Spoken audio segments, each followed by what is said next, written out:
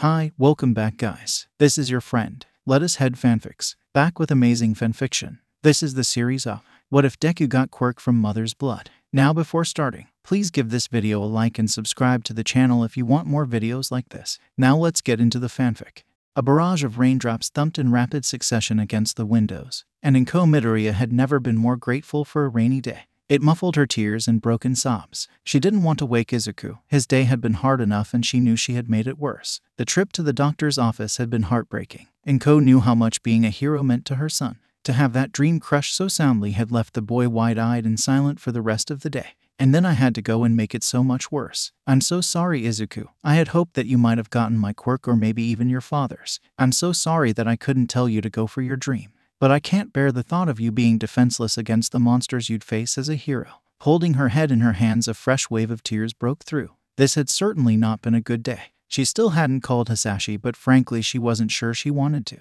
Things had not been going well and she had suspicions that she didn't want to act on until she had proof. The last time Hisashi had called had been over a month ago. It seemed life was out to kick her down lately. XXX. Izuku Midoriya stared at the screen, his big green eyes swimming with tears as he watched his idol. It wasn't fair. He wanted to be a hero. Sitting in an office chair that seemed to swallow him and holding his All Might action figure tight, Izuku lamented the day's events. Why don't I have a quirk? I don't know anyone that doesn't have a quirk. Mom has a quirk and so does Dad. He lit the candles on my birthday cake. Mom is always picking things up around the house with her quirk. What does my pinky toe have to do with it? Why doesn't Mom think I can be a hero? A steady stream of tears were soon accompanied by a hiccup, and the snot dribbling down his face was beginning to be a problem for the distraught child. Rubbing his eyes, Izuku stood shakily to reach for a box of tissues on the desk. The chair wobbled beneath him and as he leant forward the wheels rolled back. He gasped and reached for the desk to steady himself. In the process, he dropped his action figure. Grabbing a tissue, he looked down to his toy. Sniffling, he tried to reach down and grab his favorite comfort object.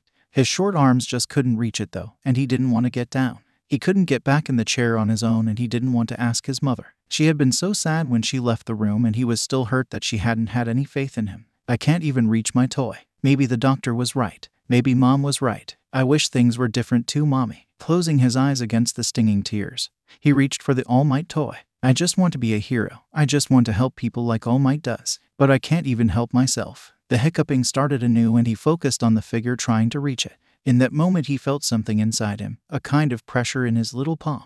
Almost like a sticker was in the middle of his hand. It seemed to shoot forward, aiming from his palm to All Might on the ground. When this strange feeling reached the toy, it latched on, making another sticker. His curly-haired little head tilted to the side as he felt this odd sensation. He pulled his hand back in uncertainty, and the stickers seemed to pull as well. With a slap against his palm, the All Might was back in his hand. With eyes as big as dinner plates, Izuku stared at his hand and then at the toy. He looked for that feeling and after a minute felt another sticker. His shock kept him from comprehending what had just happened. He moved to push the chair back to get down. When he reached for the desk in that moment, he made another sticker on it, and when pushing back, the sticker pushed back too. He fell back into the chair as it was sent scooting back into the middle of the room, much farther than what he had intended with his own push. Now Izuku was truly in awe and began to cry once more. Laughter accompanied these tears though, and he began to grasp what had just happened.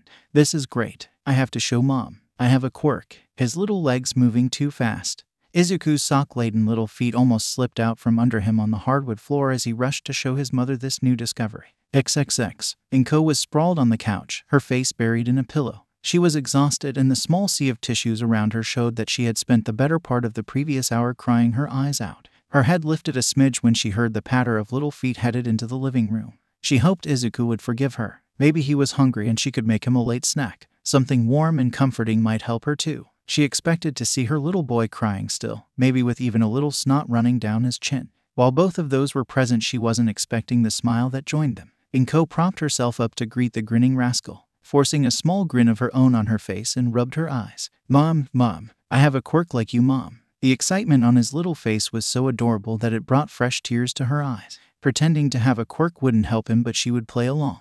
Just for tonight. Do you now? What kind of quirk do you have, my little hero? It hurt her to give him false hope, but she couldn't make herself bring him down any further. Like I said, Mommy, it's like yours. Watch this. Looking around, Izuku found one of the tissue boxes on the coffee table. Reaching forward, he grasped at the box and pulled it to him. The box flew across the room and slapped into his waiting palm. Inko moved a hand to hide her gasping mouth. Fresh tears leaked from the corners of her eyes. It was too good to be true, but she had seen it with her own eyes. Getting up from the couch, stumbling over her own feet, she rushed to her son. Scooping him up in her arms, she held him close. Crying freely now, Inko kissed all over her son's little face. "I'm so happy for you, sweetheart. I can't believe it, you have a quirk." Sniffle, "Oh my baby. I'm so sorry about before, I was wrong. If you want to be a hero, then I believe you can be a hero." She squeezed him close as the waterworks started up anew. If it was possible, Izuku's grin grew even wider and he hugged his mother back. Leaning back after a moment, he held up the tissue box. "Do you need a tissue, Mommy?" A watery grin was followed by a broken laugh as Inko took a tissue from the box. "My sweet little hero. Already looking out for others, huh? He really will be a great hero." Inko picked up her son and headed to the kitchen. "This calls for a celebration. How about you give me a sec and I'll make a snack for us?" The cries of joy and agreement rang through the night, sounding a bell that heralded a new hero being born. Inko Midoriya was woken by a shattering sound coming from the kitchen. A soft wail soon followed. Leaping out of bed, she rushed out of her room, her face distraught at the sound of her child crying.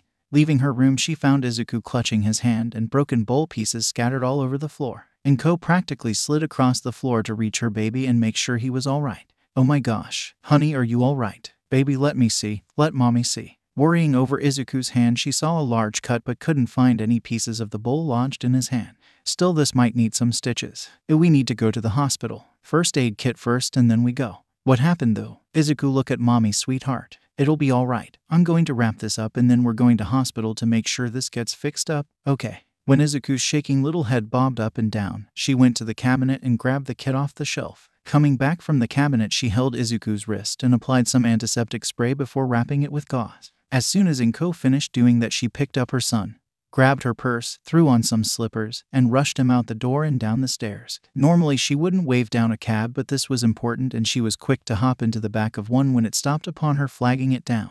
The cab driver was an older man with what looked like 3 crosses on his head. Where to miss. The cab driver looked thrown off by something, though Inko just assumed it was the child with tears running down his face. "Nusutafu, General, and please be quick. My son cut his hand and it looks deep." Inko was so focused on her son she didn't notice the odd look the driver was giving her. The driver took a peek at the boy in the woman's arms and a look of comprehension crossed his face. Nodding his head, he looked forward and began to pull out onto the road. "All right, miss. No worries, I'll get you there as fast as I can. Buckle up, please." Following the driver's request, she placed a seatbelt around Izuku and herself. Izuku had stopped crying at this point and was just holding his hand and biting his lip. Inko still had no idea what had happened though. "Izuku, honey, can you tell mommy what happened? How did you hurt your hand?" Izuku's head turned to the side and he gave a little shrug. Inko knew this tactic though. It was rare that Izuku did it, but if he thought he would get in trouble for something, he would try and plead ignorance. It happened most often when he did something he knew his mother considered too dangerous. Her brows furrowed a little in frustration. "Izuku, I need you to look at me and tell me what happened. I promise I won't get mad. You still want to be a hero, right? Well, heroes shouldn't lie, especially to their mothers." She leant down and placed her hand underneath Izuku's chin and pushed his head up with her finger. Looking at his mother, Izuku began to tear up a little. "I just wanted to get the bowls down with my quirk for breakfast, but when I pulled the first one down it moved too fast and broke on my hand. I'm sorry, mommy, I didn't mean to break the bowl." Inko blinked for a moment. A tired smile broke across her face as she shook her head at her silly little boy. He actually thought she would be mad about the bowl. She wasn't the only one who found the whole thing amusing though. The cab driver, having heard the whole thing, laughed up front. "Just got your quirk then, huh, little man? Don't worry about it too much. Accidents happen and most kids end up breaking something when they first find out about their quirks. Heck, I remember my oldest when he got his slip quirk, tried to race around the house and ended up busting his head open on the kitchen table. Wasn't funny at the time, but you learn to look back and laugh." The story got a grin out of little Izuku. He was glad that it wasn't just him that messed up with his quirk. He was upset that he had broken the bowl and embarrassed that he had to go to the hospital. Inko was grateful for the driver's words. They appeared to have taken Izuku's mind off the cut. She was also happy to know that this was a rather common occurrence. She only vaguely remembered being scolded as a small child for breaking things when she was working out her quirk. XXX. Roughly 15 minutes later they arrived at the hospital. Pulling out Izuku from the taxi, Inko turned back to the driver to ask what the fare was. The moment she did though, he waved her off. "I'd been there, miss. I remember that panic and the rush to make sure they're okay. You just get 'em taken care of. Besides, everyone wants to be a hero these days. Figure I can have my own little heroic moment. You two have a good day and I hope you get better, little man." After thanking the man for his generosity, Inko walked into the hospital and went hurriedly to the urgent care. filling out a sheet and taking a seat. The room was thankfully empty for the most part. It wasn't long before they were in an examining room. Placing Izuku on the examining table, they were told a nurse would be there soon. A taller woman with a cat quirk of some kind, if the ears were any indication, came to see them not long after. Let's see here. Looks like we had a little bit of an accident, did we? No worries, kiddo. You aren't the first we've seen this week. Doubt you'll be the last. Now let's take a look at that hand. Crouching down a bit to get to eye level, she held her own hand out towards her young patient. Izuku blushed as he shyly placed his hand in the admittedly pretty nurse's hand.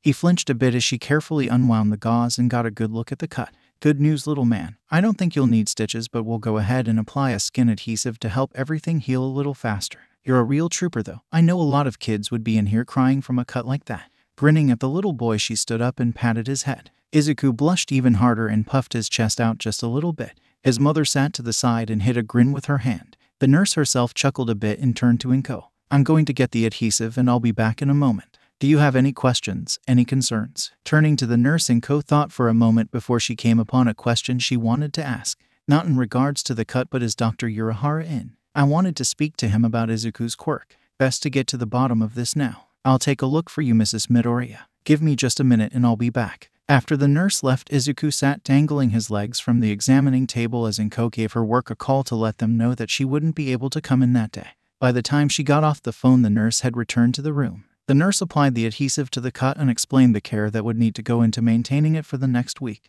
Dr. Urahara is in and he said to tell you that he would be down here in about 15 minutes. He sounded pretty surprised when I mentioned you being here about your son's quirk. But you'll be fine, sweetheart, and be careful with that quirk. I don't want to see you back here anytime soon. Okay, patting his curly little head once more as he bobbed it up and down in concurrence with her request. Oh, and Mrs. Midoriya, I was wondering if you could tell me where you got those All Might pajamas. They're rather cute. It took a moment for the comment to register with Inko before she looked down and her whole face turned red. While they weren't in any way revealing, she had just traipsed about the whole city in her pajamas. Now Izuku hid a grin from his mother behind his little hand. XXX. Not long after, the older doctor that had delivered devastating news to the two Midoriyas just yesterday walked through the door. This is Midoriya. I wasn't expecting to see you back so soon. Now what's this I hear about young Izuku's quirk? I don't mean to be insensitive, but are you sure this wasn't just wishful thinking? Dr. Urahara's eyebrow was cocked in doubt. Inko's lips pursed in aggravation. She could understand his doubt, but she didn't appreciate it. Reaching into her purse, she pulled out her wallet and placed it on her lap. Izuku, show Dr. Urahara what you showed me last night. Just be sure to use your hand that's not hurt. Giving her son an encouraging smile, Izuku reached his arm out with his mother and the doctor watching on. He was a little nervous with people watching him this intently, but he reached out for the same feeling and with a little grunt pulled the wallet slapping back into his hand. Dr. Urahara's jaw just dropped. A satisfied grin spread across Inko's face. She couldn't do that, but it was obviously a stronger variant of her own quirk. It filled her whole body with warmth knowing that she had been able to pass on something that her baby could use to fulfill his dream. A quirk that brought that blinding little grin to his face. I did it, Mommy. Did you see? Did you see? I did it. Oh, and watch what else I can do. With a jump to his feet and the wallet in hand, he seemed to concentrate once more and sent the wallet back to his mother. Thankfully, his aim was off a little as the wallet went whizzing through the air and smashed into the drywall. Inko's eyes got fairly big and Izuku's face was frozen. Oops, I'm sorry, Mommy. I didn't mean to make it go so fast. Izuku's head dropped and he stared at his feet. Meanwhile, the doctor had gotten a hold of himself and sweat dropped at the now embedded wallet. Pulling up a chair, he sat down for what was going to be an interesting conversation. Now isn't that just something? Never thought I'd see a case of this outside of medical studies. So, as we have just seen, young Izuku does indeed have a quirk. The good doctor began his explanation only to be cut off by Inko. Yes, but yesterday you said that he didn't and wouldn't have a quirk. So why would you tell us that? A small glare leveled at the doctor. The man in question raised his hands in a placating fashion, trying to diffuse the woman's wrath. Whoa, now hold on a minute. I admit that what I said yesterday definitely was intended to come across that way. But if you remember, I said that your son should probably give up being a hero and that it was safe to say based on research that he wouldn't develop a quirk. Very rarely is anything 100% in the medical field, especially when it comes to the subject of quirks. What we have here is an extraordinarily rare case. The extra joint is the easiest way to determine whether or not a person is quirkless, but it isn't foolproof. 1 in every 20,000 individuals that have 2 joints in their pinky toe still exhibit quirks. Sometimes they show up later in that individual's life, and sometimes, like with Izuku, they manifest at the same time as single joint children. But the odds of that happening are extremely low. I would never have brought it up with you because of how rare this occurrence is. I mean, we're talking about a 1 in 100,000 chance shot. It would have been cruel of me to bring up something that was so unlikely to occur. I hope you understand. I am very happy to see that little Izuku here has in fact manifested a quirk. I would be happy to run some blood work if you like, but given the hole in the wall, I am fairly certain that we already have confirmation of the existence of your son's quirk. The long-winded speech aside, Inko was ecstatic to know her son had beaten the odds. Being reminded of the hole in the wall, however, thank you so much for clearing that up. I was clueless as to what exactly had happened. I am so sorry about the hole in the wall. I'll reimburse you for the damages, of course. Her head hanging low in thinking about the day her son's quirk had brought about. Still, it was worth it if it meant keeping that smile on his face. Turning to look at the hole in the wall, Dr. Urahara sighed. It really wasn't a big deal, but the hospital could make it out to be a bigger hassle than it actually was if a patient was involved. Don't worry about it. I'll tell them that I slipped or something. The hospital won't even look twice. Now why don't you two head on home? I think that Izuku there maybe needs to practice with his quirk a bit. Might I suggest pillows, however, if you're going to practice inside? Inko nodded while rubbing the back of her head nervously. XXX. 45 embarrassing. Public pajama-clad minutes later, the two Midoriyas were back at the apartment. A quick promise to not use his quirk until later, and Inko set to cleaning up the kitchen, taking a shower, and changing into something more socially acceptable to wear in public. Once all that was done and they had something to eat, Inko agreed to practicing with her son's quirk. Alright Izuku, here's what we're going to do. We're going to take the couch pillows and you're going to practice moving them from the kitchen table to the couch. Okay. Izuku, of course, was nodding his head along at rapid speed. Bouncing around his mother, he couldn't wait to use his quirk. So first let's practice the push part of your quirk. Soft or not, I would rather we didn't send pillows flying at you. Inko placed a few pillows on the kitchen table and then Izuku on a chair at the table. Her son's excitement was contagious and the smile on his face was quickly matched by her own. Alright little hero, the ship is sinking and you need to throw the people to safety. With that kind of encouragement, the little boy couldn't help but give a shout and promptly fire off the plush couch-bound missile. One sticker in the palm and another to the pillow, followed by a push. Off the pillow went, zooming to the couch. While Izuku played with his new quirk, Inko watched closely to see how it worked. It looked like he was pushing the pillow and his quirk just sent it fly forward, but she couldn't tell what the process was. Izuku, what does your quirk feel like when you use it? Inko's question brought Izuku out of his revelry. What do you mean, mommy? To be fair, that question was rather broad for a 5-year-old to really grasp. Inko placed a finger to her chin as she thought on how to explain her question. I mean, when you use it, does it remind of some other feeling? Like when I use my quirk, it kind of feels like I'm sweeping something towards me. I have to make more sweeps the farther away the thing is. So does it maybe feel something like that? Inko hoped she got her point across that time. Izuku's little head tilted to the side and scrunched up his face and thought. It feels like a sticker. I make one sticker in my palm and then I place another sticker on something else. Then I push or pull it and it just moves. I think I can make it push or pull faster too. His little thinking face was so cute that Inko had to bite her lip to keep from grinning or just snatching him up and cuddle him. But no, she was trying to help him with his quirk. This wasn't the time. Well, can you make the first sticker somewhere else? It would make mommy very happy if she didn't have to worry about your hands getting hurt. Inko clapped her hands together, looking hopefully down at her little boy. Could he do that? He wasn't sure he could, but if it was for mom, then he would try. Reaching for the power again, Izuku thought about placing that first sticker somewhere else. Lo and behold, when he focused on one of the pillows, he could tell he had made the first sticker on it.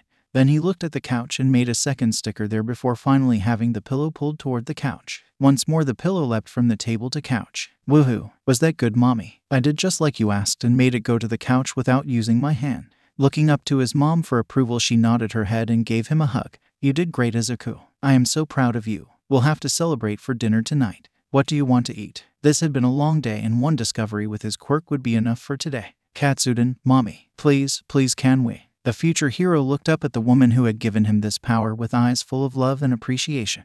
Looking back, Inko was overtaken with those same emotions. Scooping him up, she tickled his belly, making him squeal and laugh. Of course we can, sweetheart. It's a celebration for you after all. A yell of excitement was the response she was given. Izuku, I know I almost messed up, and I know I hurt you, but it won't happen again. If you want to be a hero, then I'll help you any way I can. Inko's thoughts to herself in that moment would be the foundation that helped shape one of the world's greatest heroes. It was Izuku's first day of school since he had manifested his quirk and he couldn't wait to show everyone.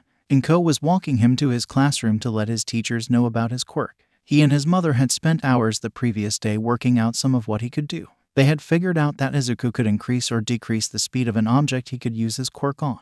Good thing to know, as it would hopefully prevent more hospital visits. The last thing they learned was that Izuku had a weight limit. Anything over 5 pounds, and he struggled to make it budge. It gave him really bad headaches when he tried to move a full laundry basket. It had moved, slowly but surely, although his mother had been forced to give him headache medicine shortly thereafter. I can't wait to show Kaken. He started to pick up the pace a bit and began almost pulling his mother. Inko was quite amused with her son's enthusiasm and let him tug her to his classroom. Well, I'm glad to see he's so excited about getting back to school, even if I am certain he wants to show off his quirk. With a little warning, hopefully the teachers could prevent any accidents from occurring. 15 minutes later, Izuku was waving goodbye to his mother before turning to the class. It wasn't hard to find Kaken. A small group of his own little followers was always around him. He was just so cool. Even the teachers thought he had a cool quirk. Izuku hoped that Kaken thought his own quirk was cool too. Hey Kaken, I got my quirk. Now I can be a hero too. Isn't that awesome? Katsuki Bakugo looked at Izuku skeptically.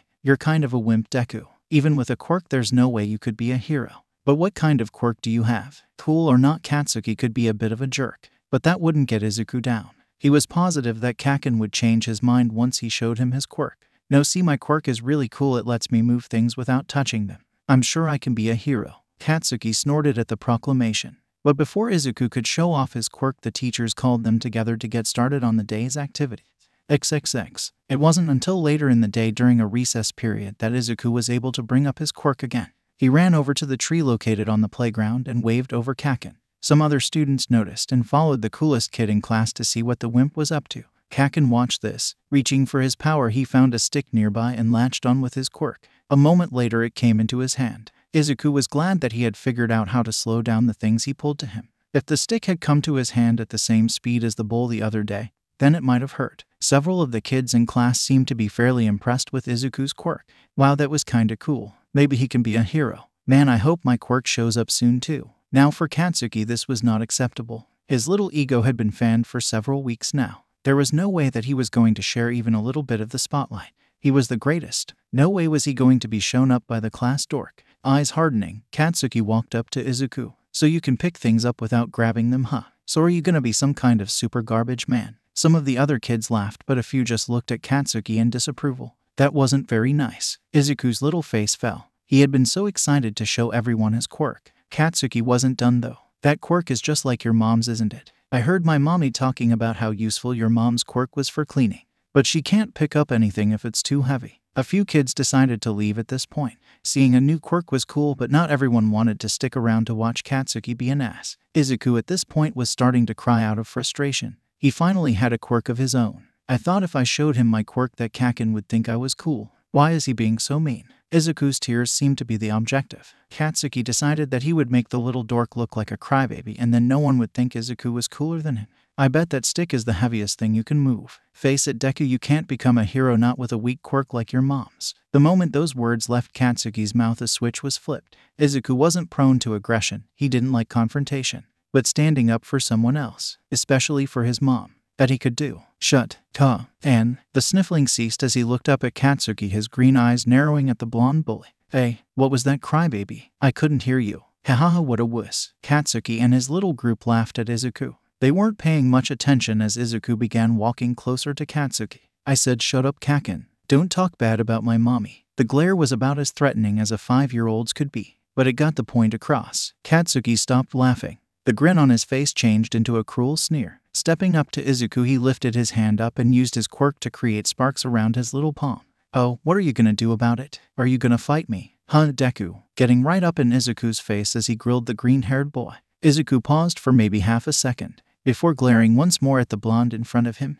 I don't have to fight you. You're a jerk, Kaken, and a bully. I know my mommy is the greatest, so that means you're a liar too. I'm gonna be a great hero no matter what you say. Needless to say, Izuku's response wasn't what Katsuki had been expecting. He had just been told he was wrong, been denied by this weakling. To top it off, the little twerp had just called him a liar. Grabbing Izuku by the collar, Katsuki proceeded to slug the poor boy in the face. Izuku stumbled back holding his bruised cheek. A number of kids left to get the teachers. Fighting wasn't allowed, and fighting with a quirk was really bad. Katsuki wasn't done with his would-be punching bag. Lighting his quirk up, he went to hit the other boy again. A wide childlike swing still left Izuku stumbling back to keep from getting hit. Falling on his back, Izuku started scooting back to keep from getting burned as Katsuki kept coming forward. See, Deku, you can't even fight back. You're too scared to even hit me. So what makes you think you can be a hero? Taking a knee, he reached down for Izuku again. But Izuku wasn't going to just lie there and get burned. Reaching for his quirk, Izuku swung his fist straight into Katsuki's side. A point at his fist and a point at Katsuki's side, and when that fist just about reached that point, Izuku pushed. The end result was that Katsuki went rolling to the side and was left gasping as he clutched his side. Izuku just sat there looking at his hand and then at Katsuki. Oops. Of course, this was the scene that the two teachers showed up to see. Scooping up both of the two children, Katsuki was taken to the nurse's office and Izuku to the principal's office. It took a little while for the teachers to get the full story from the other students, and there were a few conflicting tales from some of the kids. But ultimately it was pretty clear that Katsuki had picked a fight with Izuku using his quirk. Then Izuku ended up finishing it using his own quirk. Both of the children's parents were called in. XXX. Why, you little brat. I can't believe you tried to burn another kid. And it was little Izuku too. I thought you two were friends. Oh, just you wait until we get home. Mrs. Bakugo was a rather intense woman, who thankfully didn't put up with her child's or anyone's crap. Still though, couldn't she have waited until they got home? Were the thoughts that crossed everyone else's heads in that moment. Sweat drops on the back of their heads. Shaking his head a bit, the principal cleared his throat to get the attention of the office's other occupants. Now I do understand that both boys are very young and that both have recently manifested their quirks, but this is simply unacceptable. We cannot have playground brawls where children are using potentially very dangerous abilities. Both boys will be suspended for the next 2 days, and we expect both of them to be informed of the responsibilities that come with such gifts. With that being said, you are both free to take them home. The time spent going back to their apartment was spent in silence. Every time Izuku looked up at his mom to say something, her disappointed face stopped him every time. When they did finally get back to the apartment, Inko brought her son into the living room and sat him down on the couch with her. Honey, why did you do that? I know you know better. I understand why you might have used your quirk at the end. But why didn't you just walk away before it turned into a fight? It was obvious that she was rather upset and the corners of her eyes were already starting to water. Izuku's little head sunk with shame. He didn't mean to make her sad. I didn't walk away because he said that you were weak. But you're not, and I called him a liar and a bully and then he punched me. I'm sorry, Mommy, I didn't mean to get in trouble or make you mad at me. His head hung low. He couldn't bring himself to look at his mother. Inko blinked a few times before she smiled sadly. Her little baby had been defending her honor. She sniffled for a bit before grabbing Izuku and pulling him into a hug, settling him into her lap. His little arms grasping tightly to her, she whispered into his hair, "My sweet little hero. I'm tickled that you thought to stand up for me, but they were just words. I think Kaken was just trying to rile you up and make you upset. You can't pay attention to bullies. If you're going to be a hero, then you'll have to get used to people saying mean things. But you have to be stronger than that. Don't pay attention to what they say and remember what you know to be true. I believe in you and I bet you'll be the greatest hero." Now the waterworks started up for real as mother and son held on tight to one another. These past few days had just been a roller coaster of emotions for the both of them. Much of the next day for Inko and Izuku was spent going over what was and wasn't acceptable with a quirk. Public use of a quirk for any reason outside of self-preservation was only tolerated in small children. Likewise, fighting, again outside of self-defense, with a quirk was a criminal offense. Izuku definitely didn't want to be a villain, so promised not to use his quirk to fight with his classmates again. Inko was glad for the promise, but wanted to ensure that Izuku didn't accidentally lash out and hurt someone, which meant him getting a much better grasp on his abilities. Usually this wasn't an issue until later in school. Around 2nd grade, schools had a mandatory quirk counseling class to help children better adapt to their powers. But Inko was concerned that waiting that long might invite further incidents, given the bullying that had occurred at school the previous day. There were centers for exercising one's quirk that allowed people to fully utilize their quirks, government-owned and operated to make sure no one was abusing said buildings and the freedom allowed therein. Counselors were available there, but most parents had similar enough quirks to allow them to assist their own children. Instruments were available with a small fee to better record and assess a child's quirk. Inko wasn't quite willing to throw in the towel and let someone else take over teaching her baby, especially when the quirk was so obviously derived from her own, which ultimately brought them to one of said facilities on the 2nd day. A large concrete building towards the outskirts of town with a wide open area fenced off behind it to allow people more space with which to use their quirks. XXX. Arranging for a practice court and some equipment was rather straightforward, and soon the two Midoriyas were testing Izuku's quirk to the limit. Izuku was ecstatic to have all but free reign to use his quirk as he pleased, though Inko still preferred that he didn't bring any objects flying toward himself. A whole day was spent with Izuku pushing and pulling various weights and objects to see the current limits his quirk held. Inko was nervous at the beginning, It had after all only been a few days since Izuku had manifested his quirk, and he had already managed to wind up in the hospital once and injure another child. As the day progressed, however, she loosened up a bit in order to see what all her son could really do. A baseball had been brought in with them to test his speed with something on the lighter end of the spectrum. The courts were equipped with speedometers for those with quirks that could be measured in such a manner. With the baseball, Izuku could easily reach speeds of up to 26 kilometers an hour. Rather impressive for a 5-year-old. After the baseball, Inko had Izuku try and lift as heavy an object as he could, but at the moment he couldn't lift anything heavier than about 3 kilos without incurring a nasty headache. While not especially heavy, Inko knew quirks strengthened over time. It was found that Izuku's quirk had a max range of about 8 meters, meaning he could probably reach anywhere he wanted inside his classroom, or reach the cookies on the top shelf, as Izuku pointed out. The look his mother had given him for that comment assured him that the cookies would undoubtedly be moved in the future. Lastly, in terms of limitations, Izuku could only manipulate a single object at a time. It was rather late in the day when Inko had thought to test that aspect of his quirk though, so perhaps it might be possible to improve upon that too. In general, the quirk worked like a magnet that could push or pull the world around him. The exception to that was that most magnets attracted or repelled one another depending upon the polarity. Whereas with Izuku's quirk, only one object in question would budge. Izuku claimed, however, that he thought he could make them come together, but that it was a funny feeling that he couldn't quite reach. Overall, the day was rather productive and saw the duo returning home with smiles. XXXX. The next day was Izuku's first day back at class, and he was hesitant to see Kaken again. The green-haired boy wasn't interested in getting into another fight.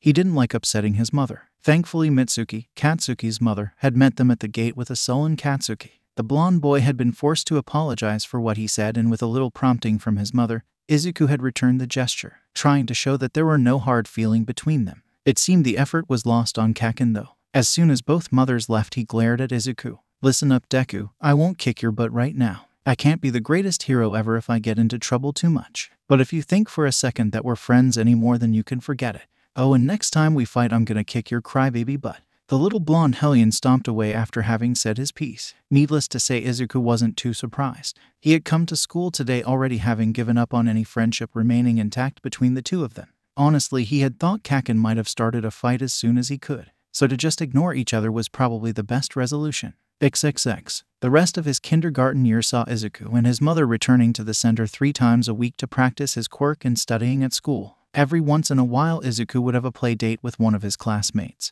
But none of his peers were much interested in incurring Katsuki's wrath. Being friends with the Deku was a surefire way to earn the little pyro's ire. Still, Izuku had an enjoyable remainder of the year after that initial quarrel, keeping his grades up in school while refining his quirk. A lack of social circle allowed for more study time and free afternoons in which to train. While his range of influence had not expanded past 8 meters and he could still only manipulate a single object at a time, the other aspects of his quirk had all improved. His max weight limit had grown to 7 kilos and his speed had increased to a whopping 32 kilometers an hour with any object weighing a kilo or less. Christmas in the Midoriya household was an odd affair, mostly because of Izuku's father. Working abroad, the man only really came home twice a year, once on Christmas and once on Izuku's birthday. While Izuku loved these occasions, there was a certain amount of distance that Hisashi placed between his wife and himself, enough to make Inko notice but not enough to ruin festivities. XXX. The first grade year continued much in the way kindergarten had, with 3 days of quirk practice, school Monday through Friday, and watching all he could in regards to the current most popular heroes. All Might was, and always would be, the boy's favorite. He was Izuku's idol, and just listening to the man laugh invoked a feeling of awe. But that didn't mean that other heroes weren't cool too. Endeavor, Best Jeanist, Crimson Riot, and dozens of other heroes would feature on the TV or computer depending on the time of day in the Midoriya household. The biggest difference between kindergarten and first grade had been an unfortunate chain of events at school that Inko was helpless to change and Izuku was too slow to prevent.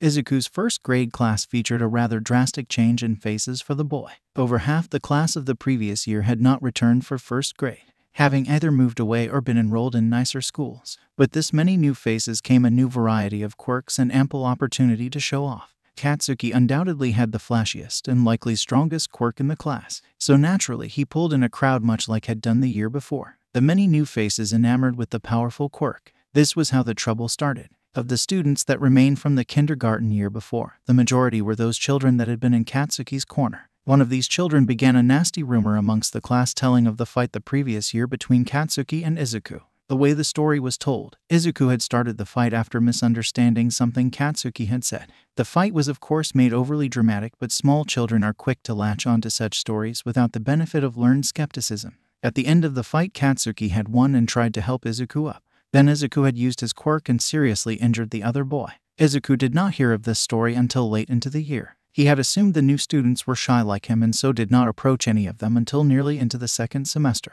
By that time, the tale of Deku, the kid who used his quirk to hurt people, had circulated the class. When he had finally discovered the reason for his peers' distance, Izuku tried to argue his case, but no one was willing to listen. Even going to Katsuki to try and get him to tell the truth didn't work. "Deku, I don't know what you expect me to do. They already know what happened, so why would me telling it to them be any different?" The smirk on the Katsuki's face had shown vindictive pleasure in regards to Izuku's pained face. Izuku had come home crying that day, and it took Inko nearly an hour to get Izuku to tell her what was wrong. As his mother, she of course tried to rectify the situation with his class, but only served to worsen the situation. Now it looked as though Izuku was a crybaby that told his mommy lies when he didn't get his way. Izuku appreciated the effort though, and didn't blame his mother. In the end, he just accepted his isolation amongst the class and made the best out of his time outside of school to keep a grin on his face. He had to grin, even when it hurt. All Might never stopped grinning, so he wouldn't either. XXX. By the end of the first grade year, Izuku's quirk had improved further, though Inko was beginning to think maybe she should hire someone to take over his training. There had been a few close calls that nearly resulted in what could have been serious injuries. Some days were certainly more stressful than others. She had found a gray hair the other day. Regardless, she had pressed forward to provide Izuku with as much direction as she could. Most exciting was that Izuku ended the year being able to manipulate 2 objects at the same time. This was of course still mitigated by his weight limit, and so he had to divide his ability between the 2 objects, but it was still progress. His sphere of influence had finally improved, though not by much. He was now able to manipulate objects as far as 10 meters away. Izuku had been frustrated with the fact that he just couldn't reach anything further than that. On the flip side, his maximum weight and speed had both improved. Lifting and moving objects weighing 11 kilos or less was within his power, and he was able to repel any marked item weighing 2 kilos or less at speeds of up to 45 kilometers an hour. Izuku took the good with the bad that year and showed his mother that he was a very resilient child.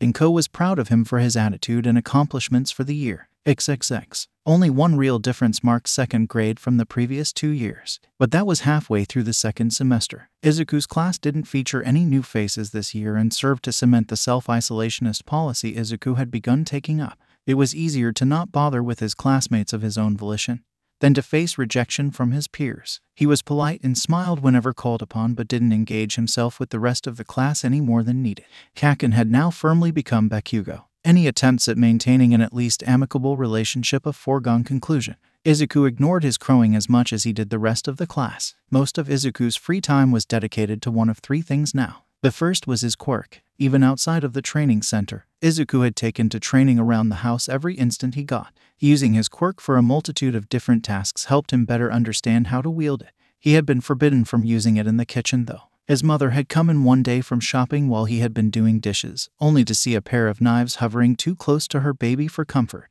The oops that had answered her high-pitched gasp had apparently not been the correct response. By the end of the year, his constant practice and sessions at the center had shown in his skill with his quirk, a sphere of influence reaching 14 meters, able to manipulate an object or objects with a total weight of up to 15 kilos, able to fire off an object weighing as much as 5 kilos at speeds as fast as 60 kilometers an hour, and managing to add 2 more sets of points, allowing him to manipulate a total of 4 objects at once now. Izuku's second pastime, that was perhaps even more time-consuming than his exercises, was his hero analysis. 2 notebooks were now full of scribbles and thoughts on the various abilities and tactics of many of the most popular heroes. It had become a bit of an obsession for Izuku, cataloging the great heroes of his time and considering the many different ways they went about their jobs. Disaster relief, local crime, supervillains, and criminal organizations. Every hero had their own way of handling those facets of their career. Izuku was interested in taking all of that knowledge so as to use it to his advantage later down the line.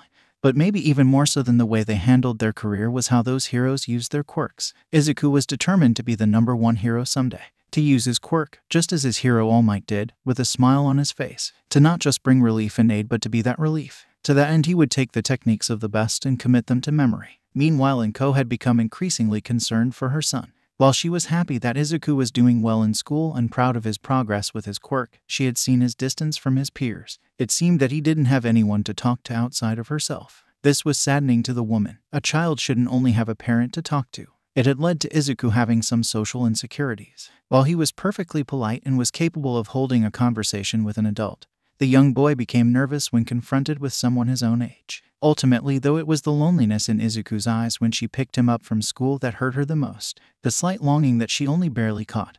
Whenever Izuku glanced at his peers as they wandered off into their own friend groups, it was probably for that very reason that she allowed Izuku to bring a treacherous, counter-clearing, death-bringing, blue-eyed, black-furred little scoundrel into their home. Inko, as it turned out, wasn't the biggest fan of cats. Who knew? XXX. Halfway through the second semester, Izuku had managed to convince his mother to take him to a nearby park after school one day. The park in question had been the site of a recent battle between Best Jeanist and a supervillain. Izuku hoped to find some of Best Jeanist's strings. It would have been a prized piece of his collection of hero memorabilia. The place was something of a wreck despite being nearly 2 days past the fight itself. Trees bisected neatly and large gouges in the earth scattered everywhere. It was honestly starting to scare Inko. This was what her baby was getting into. This was what he wanted to do. Ooh, I don't like this. My baby is supposed to be getting into fights with people that can do this. Looking around, she surveyed the damaged park as Izuku searched everywhere for some string left behind by one of the world's greatest heroes. It's one thing to see it on the news, but seeing the destruction in person puts it into a new light. A scary one at that. But I don't think I can turn him away now. He's put so much work into his quirk. Heck, I've put so much effort into his quirk. I can only hope that all of that work will keep him safe. Inko's eyes, closed in deep thought as they were, completely missed Izuku scampering into a large pile of debris in his search of his quarry. XXX. Izuku was pretending he was a hero on a search and rescue mission looking for the string. The large pile of tree limbs, destroyed park benches, and the like made for an excellent allegory to a crumbled down building. Don't worry, string. I'll save you. Then I'll find you a place on my wall of heroes. Ha ha ha. Honestly, had anyone else heard the boy's thoughts, they might have been a little disturbed. Fanboy thoughts had a tendency to start normal and end weird. Sadly, the quest for the string looked to be in vain. It was starting to get late and he was sure his mother had just called for him too. Sighing in disappointment, he kicked a small rock to the side and headed back to his mother. The rock in question, though, hit something else. Something that responded with a weak whine that Izuku only just barely caught. Looking back, Izuku searched for the source of the noise. There underneath a branch was a small black kitten. It was trapped, with its little paw stuck underneath a branch. It appeared pitiful and weak, glancing up at Izuku. Its ribs were plainly visible, indicating it had probably been a while since it had eaten last. Izuku went to free the little feline but couldn't budge the branch. The cat's eyes were pleading with him and Izuku couldn't leave the kitten alone now. He had to save it. How could he call himself a hero if he couldn't even save a cat? Reaching for his quirk, he focused on the branch, making 4 points on the branch and pushed it up off the cat. It bent and bent, and the moment it was up off the black kitten, Izuku rushed into the rescue. The moment he grabbed the kitten, he stepped back and let go of the branch, which came snapping back. At this point, he could definitely hear his mother calling out for him. Izuku hurried out of his little enclosure. His mother was starting to sound a little upset and he didn't want to make her cry. So holding the cat carefully, the 8-year-old boy ran to his mom. "Mom, I'm here. Look what I found, Mom." Izuku had to show his mom. It was his first work as a hero after all. XXX. Inko, meanwhile, was having to calm herself down a bit. She'd fallen into one of the oldest traps a parent could. She had only taken her eyes off Izuku for a moment. That was usually all it took for a small child to wander off in a new environment. "Izuku, don't wander off like that, honey. You nearly gave mommy a heart attack." Her hand on her chest, she gave a relieved sigh. Izuku, however, was still trying to get her to look at whatever he had found. "Mommy, look. I saved a kitty. Just like a hero does. I rescued someone." Izuku was so proud of himself and the grin he had on his face reached his eyes. Inko blinked a bit at the proclamation before taking a better look at the object of her son's excitement. Indeed, there was a black little kitten and she had to hold back a groan. Inko had never been the biggest fan of cats. Her aunt had owned a horde of the creatures and the animals had delighted in clawing at her hands and tearing up her things whenever she had visited. This particular cat was very small and looked rather worse for wear. Izuku was cradling the thing carefully and the kitten had curled itself up in his arms. Izuku's words registered in Inko's mind and she smiled kindly. "Wow, good job, little hero. I'm so proud of you. That kitten doesn't look very good though. Why don't we take it to an animal shelter? They can take care of him and make him better." Inko was happy for her son and his feeling of accomplishment, but she wasn't keen on staying around the kitten for any longer than she had to. Izuku, on the other hand, seemed to have different plans, the kind that Inko was trying to avoid. "Oh, but Mom, can't we keep him? I promise I'll take care of Ikai. I'll make sure he gets better." Now Inko did groan. She did not want to bring a cat back to the apartment, not because it would cause any problems. The landlord was something of a crazy cat lady herself and might even waive the fee. No, Inko just wasn't looking forward to cat scratches everywhere and meowing at night. Izuku honey, our apartment isn't very big. You'd have to share your room with him, and taking care of a cat can be a lot of work. Are you sure you want to do that? And where did Ikai come from? Izuku frowned a bit at his mother's words, before holding the kitten just a smidge tighter. I promise I'll take care of him, mommy, and I don't mind sharing my room. It might be nice to have someone else to play with. And he's Ikai 'cause he's the first one. Inko's eyes watered at the edges. She knew Izuku had been lonely, but she hadn't considered a pet. The last bit confused her though. First, what honey? Izuku looked up at his mother with big green eyes and said with a slightly glum face. He was worried his mother wouldn't let him keep the kitten. The first person I've saved with my Quirk, mommy. Now Inko just caved. She couldn't say no. Not to that face. Not to those words. Well, I guess we'll have to run by a pet store and get Ikai what he needs. Izuku's face shined with the grin he gave his mother. His little green hair bobbed up and down as he danced around his mother. Inko could only grin in exasperation. Ikai turned out to be a mixed blessing. The little kitten was well behaved for the most part. His black fur was soft and sleek, and his bright blue eyes took in the world with a look like he owned the place. With Izuku, though, the cat was clearly attached to a large degree. They slept together, ate together, and somehow or another went to school together. Inko had thought at first that Izuku had snuck the cat into his backpack, but Izuku had sworn that wasn't the case. He was just as surprised as his mother to see Ikai waiting at the gate when Izuku got out of school. Inko wasn't sure how the cat was doing it, but it freaked her out a little. Still, the sight of a little black kitten sleeping in her son's dark green, curly nest of hair was an adorable sight to behold, one that Inko had made sure to snap a picture of. Ikai followed Izuku around the house like a little shadow most of the time and seemed to pay attention to every word the boy spoke,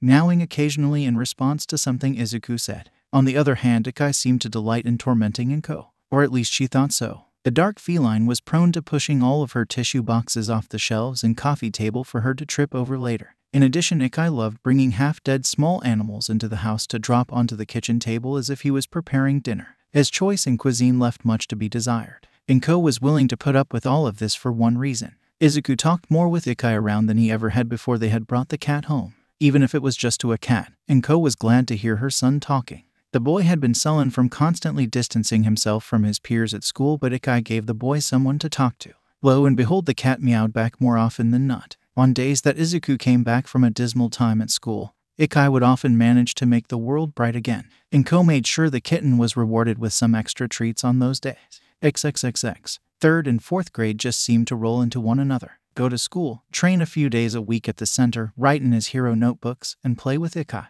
The Midoriya household just swam through those 2 years. Birthdays and Christmas, Hisashi came to visit, but outside of that it was just the 3 of them. Izuku's powers grew during those years, though to a lesser degree than in the past. Only his weight limit and speed improved, which grew at a rather steady constant pace, while any effort to extend his range or increase the number of points he could create all but hit a wall. Whenever Izuku was frustrated with that fact, Inko was quick to show Izuku her own quirk in comparison. She couldn't make things zoom across the room or lift more than a few kilos at once. She could barely move more than a single object at once, and even then the sweeping motion ended with them being grouped up together like dirt to a dustpan. Her encouragement and faith helped to push Izuku forward. Ending in 4th grade, Izuku could manipulate up to 5 objects with up to a combined weight of 29 kilos, firing off smaller objects up to 4 kilos at speeds of up to 85 kilometers an hour, and had extended his range by another meter to a total of 17. XXX. School had taken an interesting, if unpleasant, turn. It had been years since the incident in kindergarten between Katsuki and Izuku. Most everyone seemed to have forgotten about it, except Katsuki. Without anyone paying closer attention to the two at school, Katsuki had decided to take a shot at Izuku. The confrontation began after school one day in 4th grade with Izuku waiting in the courtyard. The train that would get him home fastest wouldn't be at the station for a little while, so he had time to kill with Ikai until then. Katsuki had followed him and came upon Izuku having a conversation with Ikai and laughed at the weirdo talking to the cat. Haha, you have got to be kidding me, Deku. Now this is just sad. You don't have any friends, so you've resorted to talking to animals now. With how quiet you are in class these days, I thought you'd forgotten how to talk. Now I see it's just because you prefer to keep quiet around humans, huh?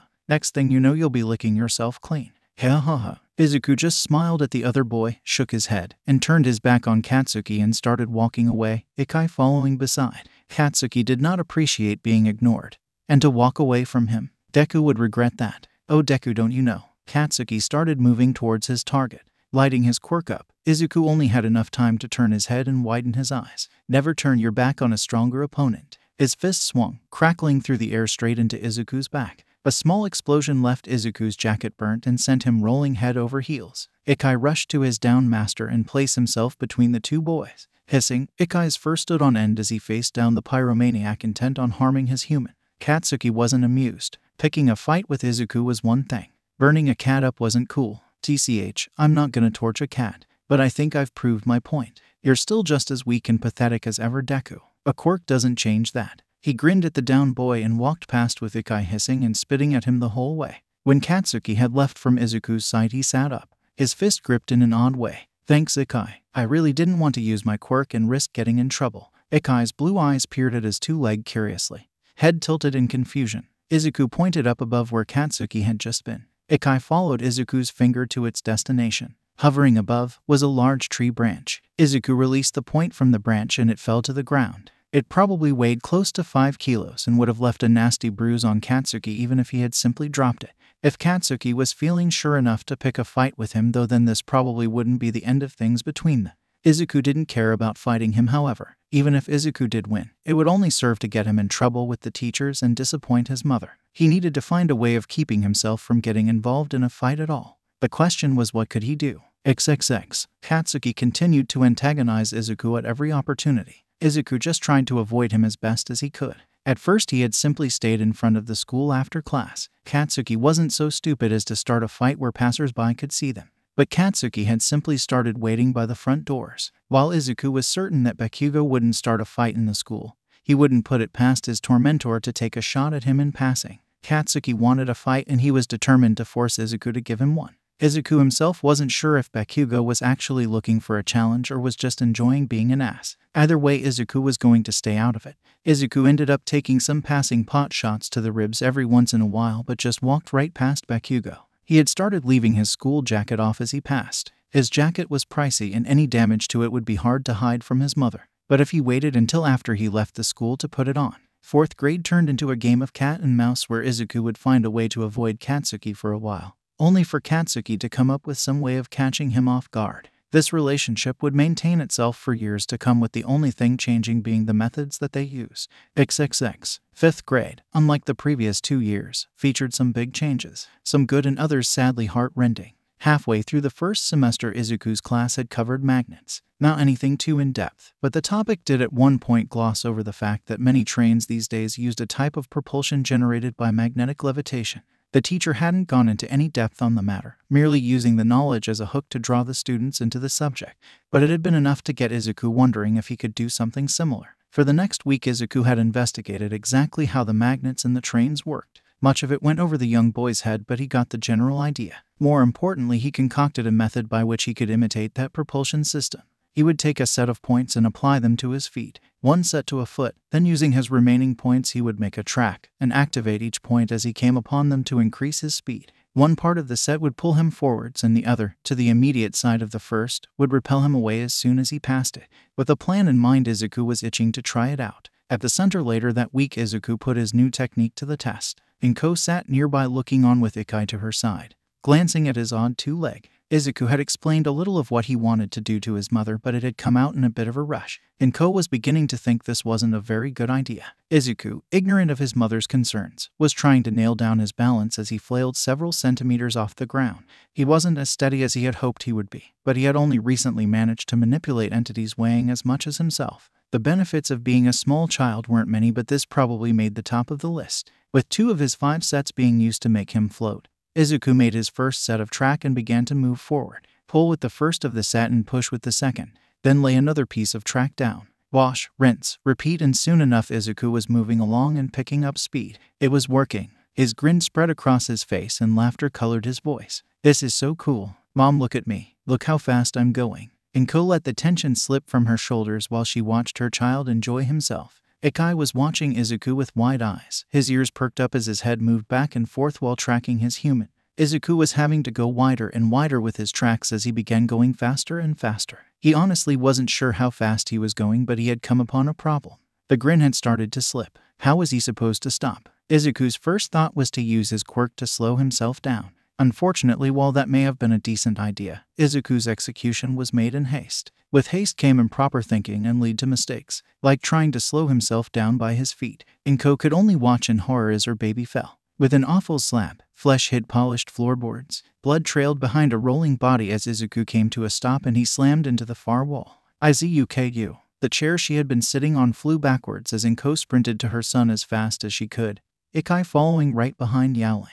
There was blood all over Izuku's face and his eyes were closed. Inko was panicking. She fumbled for her phone and called for an ambulance. XXX. Izuku woke up surrounded by white sheets, white curtains, white floor, and a white ceiling. His eyes grew and he sat up with a jolt, only to immediately lay right back down as his head began to ring. Izuku, honey, lay still. You're in the hospital. Inko's voice came through the ringing and Izuku looked to his right to see his mother sitting in a chair next to him. Oh good, I'm not dead. Seriously, whoever thought making hospitals white was a good idea had a sucky sense of humor. Izuku was relieved after the rather startling sight that he woken up to. His head rang again and he closed his eyes against the pain. Inko placed her hand on Izuku's head and stroked his hair softly. It had been nearly 2 hours since Izuku had been admitted and the entire time had been nerve-wracking. The head injury had been bad but nothing some stitches wouldn't fix. The doctors had been shocked that it hadn't been worse. Turned out that Izuku had managed to reach 35 kilometers an hour. After only 45 seconds of using the technique, best they could tell from his injuries, the doctors had concluded that Izuku must have used his quirk at the last second and tried to catch himself. It kept him from suffering any severe injuries, but his head had still made contact with the floor hard enough to result in a bloody gash. Inko shared all of this with her son and was worrying her arms. This whole incident had been frightening for her. She was on the verge of telling Izuku that they couldn't train at the center anymore. But before she could say anything, Izuku began to shake. His sobs racked his whole body. The whole affair had just crumbled down on him. The pain of the incident, the fear of the fall, the frustration of not being able to make the technique work, and the humiliation of it all being his own fault. I'm sorry, Mom. I'm sorry, I'm so stupid. I thought I had it. I thought I had something cool and I lost control and got hurt. Inko put her concerns to rest. If Izuku realized how bad the situation could have been, then she couldn't bring herself to bring him down further. Crawling into the bed, she wrapped her arms around the shaking 10-year-old. Izuku snuggling deeper into his mother's embrace, before noticing something out of the corner of his cracked eye. See, come here, Ikai. Inko blinked, wondering if she'd heard that right. Honey, I had to take Ikai home. You can't bring a cat to a hose. Meow. Inko nearly jumped out of her skin as the black feline in question responded in her ear. Her head creaked to the side as she laid her eyes on the little devil. How in the hell? I know I took him home. Regardless of her thoughts of disbelief, Ikai worked his way to Izuku's face and purred as he rubbed against his human's face. Izuku's gave a watery smile as he returned the affectionate gesture. Seeing that smile, any resolve to constrain her son's quirk training dissolved. So long as he's okay. This could have been so much worse. I know that being a hero means the world to him. Better for him to keep practicing with me around than to sneak off on his own. As for the purring fuzz bucket, well, I am so going to find out how you do that. But in this instance, it's gonna get you some extra treats when we get home. XXXX. The train technique had been deemed a failure. For now at least. Izuku was in no rush to turn himself into a human crash test dummy again. But he was sure that he could find some use for the technique. He just had to figure out what it would be good for. Inko had suggested a break from training for a while. The whole scene in the center kept playing through her mind and she couldn't bring herself to go near the building right now. Izuku surprisingly enough readily agreed. He hadn't given up on his dream of being a hero, but the accident had shaken him. His own mortality was brought into light, a concept that hadn't really occurred to him in the past. But now, with the knowledge of how his own blood tasted and the memory of the ground rushing towards his face, Izuku was having to come to terms with it. So while staying away from the center, Izuku took to focusing on making as many points as he could, increasing the number of objects that he could manipulate as best he could. Putting that much time into only a single aspect of his quirk paid off with marked improvement. In only the second half of the first semester of 5th grade, Izuku was able to increase the number point sets he could create from 5 to 12. Near to the end of the first semester, the Midoriyas suffered another great misfortune. While no blood was spilt on that occasion, Izuku thought that he might have preferred it been as simple as a hospital visit. XXX. Coming home from class, Izuku walked in to hear his mother on the phone, her voice sharp. Not wanting to interrupt, he moved to go to his room but stopped when he heard his mom say his dad's name. Hisashi, if you think this is a surprise to me, then you're wrong. I've suspected for some time what you've been doing. His father was obviously on the other line, but he couldn't be heard at the distance Izuku was from the phone. Instead, all he heard was his mother's responses. Of course I'm upset, you idiot. Just because I suspected doesn't mean I didn't want to be wrong. At this point though, it's Izuku I worry about. You're his father, you're supposed to be there for him, and frankly I don't think he remembers who you are half the time. Izuku could hear the tears and frustration in his mother's voice. What was going on? Something was very wrong because when his mother spoke next it was with anger, and much louder than he had ever heard her. "He's your son, you asshole. It doesn't matter if you don't want to come back. You have a responsibility as a parent." Her rant was cut short, by his father presumably. This time she snorted and her voice became cold. "You're a bastard, you know that. Fine, I'll take it. For Izuku's sake if nothing else. But you need to talk with your son and tell him what's going on." Whatever his father's response, it was not what his mother was looking for. Her head fell to her free hand, and with a dead voice she spoke. "I never thought you could be such a coward. Fine, I'll tell him. Goodbye, Hisashi." With a soft click she hung up the phone. Holding her head in her hands, Inko began to sob. Izuku made his way to his mother and placed his hand on her shoulder. She startled for a moment before rubbing her face and reddening eyes. "Izuku, baby, I'm sorry I didn't hear you come in. Do you need anything?" Inko wasn't sure if she could go over what had been said with Izuku. It was still very fresh in her mind and she was emotionally drained.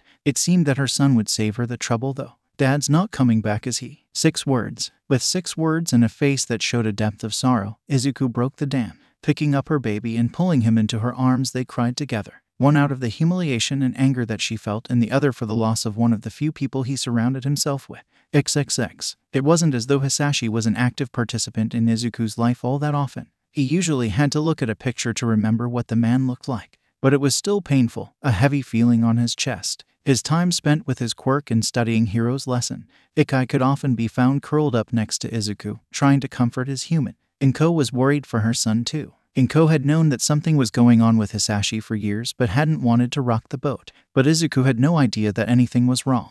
The whole thing had been a shock to him. His tears quickly turned to anger over the abandonment he felt. Inko was willing to go back to the center to allow Izuku to vent, quashing any feelings she might have had about going back to the place. Inko decided to follow her son's example. She felt almost laughable trying to use her Quirk next her son and usually ended up throwing the weights around. Izuku was surprised but just let his mom join him in silence, understanding that she hurt just as he did.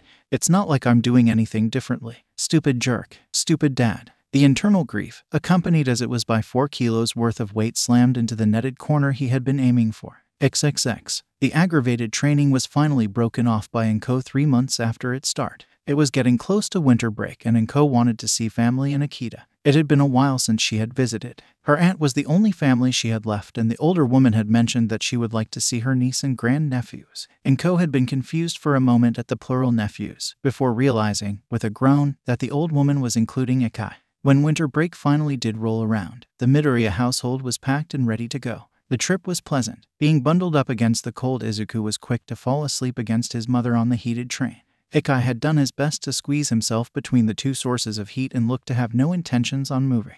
Upon arrival, after such a long trip, Inko was exhausted and happy to see her aunt's home. A brick path led its way up to a large warm 2-story cottage. Inko gave a grin in remembrance to her childhood days of coming here. During the rest of the year there would be flowers everywhere, vines growing over the roof like a green blanket, and at least one cat lounging on the railing of the small porch at the house's front. Even in winter though, Inko could see the vegetation behind the condensation slick windows of the greenhouse that took up a quarter of the first floor. Her aunt's Quirk certainly kept things verdant year-round. As they approached closer, the door swung open to reveal an old woman easily in her 70s. Of the same height as Inko, with gray hair pulled into a messy ponytail, laugh lines spread from the corners of her lips and her brown eyes held crinkles. Her eyes were kind and she was smiling at her 2 guests, beckoning them in. Yoshioka Haru was ecstatic to see her niece and grandnephews. She had yet to meet the new fur baby and it had been almost 6 years since she had seen Izuku. She doubted the boy really remembered her, but she was quick to rush them all in, out of the cold. XXX. When they had gotten themselves settled in a bit and taken off a few layers, the 3 guests were properly welcomed with big hugs all around. Ikai was sniffing all over the place, much to Izuku's amusement. Ikai could tell there were other cats around. The next few days were spent getting to know one another better. Auntie Haru wanted to know what all her nephew had been up to. Inko looked on with pride as Izuku displayed his Quirk to his aunt. Haru was very impressed and showed her own Quirk to the boy. She could make any plant grow and grow strong. The greenhouse was full of her work. Izuku took nearly 2 hours to stop asking questions about what all she could do, much to the elderly woman's delight. The horde that Inko had feared had been largely reduced. Only 2 cats remained at this point and they were both rather old. An orange tabby named Baron and a large white and brown cat named Muta. Ikai wasn't very impressed with either as neither would play with him. On one of their days there, Inko decided to take Izuku to the frozen pond out back. Auntie Haru had done this with her when she was small and now she could share the experience with Izuku. Haru watched from inside with a smile as Inko placed a pair of skates on her feet before repeating the process with Izuku. Izuku wasn't entirely sure about this. The whole experience was beginning to remind him of the incident with the train technique as he wobbled on the ice. But his mother was holding his hands and keeping him steady. She grinned down at him and he was sure to return it. If Mom thinks I can do it, then it can't be dangerous. His thoughts were proven accurate as he and his mother slowly made their way from one side of the pond to the other. Soon enough, Izuku was itching to try on his own, and Inko let go of his hands and skated alongside him. He fell a few times but got right back up. After some demonstrations from his mother, he was able to keep himself upright and managed to figure out how to stop. Then he started to go a little faster, his mother keeping up with him all the way. Now he was having fun. His smile was blinding, and Inko was certain that this had been the right idea to come here. A thought came to her, and grinning cheekily she began to skate circles around her son, going faster than Izuku could possibly go with his few minutes of experience. Izuku was in awe. He had never seen his mom like this. She was moving all over the ice so quick, doing spins and twirls, and even going backwards from time to time. When she finally stopped, it was a harsh one that sent ice shooting up from her skates. Izuku fell on his butt and started to clap. "That was awesome, Mom. How did you do that? Can you teach me how to do that?" The words left Inko feeling bigger than she had in a long time. It was nice to be able to inspire that look in Izuku's eyes, to be able to actually share something with him rather than just being able to give direction like she did with his Quirk. Looking down at her son, she helped him back up to his feet. "Sure, honey, it just takes practice and time. I spent a lot of breaks here growing up, and Auntie Haru taught me how to skate. Now I get to teach you." The loving smile she gave Izuku had his little rosy cheeks pulled back by his own grin as he hugged his mother. XXX. All in all, the trip was a success. The three of them returned with a feeling of levity that hadn't been there at their initial departure. The ice skating had even given Izuku a new idea for how to use his Quirk, one that would be easier to control than the train technique. He would wait to try that out until later though, when he had more experience skating, which was exactly what Izuku got to work on, his mother teaching him all she could at a nearby skating rink. This took out a day or two of his usual training, but that was okay. He was still training with the number of points he could make whenever he could and had started pushing his range where possible. This continued throughout his last semester of 5th grade. By the end of it, Izuku was a very competent skater and was capable of handling up to 16 objects at ranges as far 20 meters. Inko was so proud of his progress. This year had been especially rough for the both of them, and Izuku had made it out on top despite of it all. XXX. A few weeks after Izuku started 6th grade, he told his mother that there was something he wanted to try out. After the last time Izuku had attempted a new skill, Inko was naturally concerned about a repeat performance. Izuku had to promise to take it slow and had to explain this new ability one step at a time. First, he would create a set of points on his feet to levitate himself off the floor a bit. Then he would create a second set of points just behind those. This second set was the tricky bit. Izuku had to keep them and complete and attach them as he went to move forward. Then he would use them one at a time to propel himself forward. In this way, he was able to use the same motions that he had been practicing for months on ice into practice with his Quirk. When Izuku began to glide along, seemingly skating on air, there was only confidence in his eyes. Inko, unsure as she was at first, began to grin. She had a direct hand in this. She had managed to help her baby get that much closer to his dream. Izuku moved around the court a few times, testing his speed and maneuverability, before circling around to his mother and coming to a stop. Looking at his mom, he showed his pearly whites before giving her a quick hug. "Thanks, Mom." Then he was off zooming around the room with his new ability. Woohoo! XXXX. 6th grade was unremarkable with no vast changes. Izuku would practice with his Quirk, keep up his grades, do his best to stay out of Bakugo's reach, and study heroes. The mag skates had quickly become one of his favorite things to do with his Quirk. It was so freeing to almost literally walk on air. He had a fairly good grasp on the technique, thanks to his time on the ice, and he didn't feel the need to spend time at the rink as often anymore. Izuku now had more time to spend on the aspects of his power that he neglected. His maximum weight and speed had not improved in some time. Thus, they were the two things he worked on the most in regards to his Quirk for his 6th grade year. By the end of the year, he had buffed these two facets significantly. Now he could send items weighing up to 7 kilos as fast as 110 kilometers an hour. His maximum lift weight had risen to 57 kilos in total. Combined with a successful school year, 2nd place in his classroom, no traumatic happenings, deceiving and escaping Bakugo at every turn, and visits to see Aunt Haru during winter and spring breaks, Izuku was confident in saying that it was a year of triumph to make up for the previous year of loss. Izuku sat in his room finishing up his schoolwork for the day. It wasn't exceptionally difficult, and he was always on top of his studies. This first week of junior high was proving to be far more enjoyable than elementary had been. He had almost considered talking with some of his new classmates. Almost. The new school had provided him with nearly an entirely new set of peers and the potential for a social circle. But Izuku was fairly set in his ways at this point. It wasn't that he was rude or antisocial. He made sure to smile and be polite whenever approached. It was just that Izuku wasn't sure how to really interact with people his own age anymore. He'd spent most of elementary school avoiding his classmates. Still, having the opportunity to gain friends was a pleasant prospect. It was helped by the fact that though Katsuki was attending the same school, much of the blonde's friend group had largely been split up. Only one of the blonde's followers ended up attending junior high with Izuku and Katsuki. As a result, the stigma that followed Izuku through elementary school did not have the opportunity to take root here. A few of his classmates had even approached him, after noticing his note-taking, to ask about making a study group. Katsuki was still just as much of an ass. Attending junior high didn't do anything to change Katsuki's demeanor. He was still popular with his peers. There was something to be said for the boy's confidence, and his quirk and grades were both exceptional. But Izuku was fully capable of being subtle enough with his quirk to keep Katsuki just outside of arm's reach without getting busted. Katsuki could have easily put the hurt on Izuku, but not without serious repercussions. He couldn't exactly be sneaky with a quirk that caused explosions. Lost in thought, his pen stilling, Izuku didn't notice the form hidden on his bed until it struck. Izuku could only jump in surprise as Ikai landed on his schoolwork. Clutching his chest for a moment, he gave the cat a deadpan stare. Was that really necessary? Ikai meanwhile merely gave Izuku a look, like the boy was stupid for asking.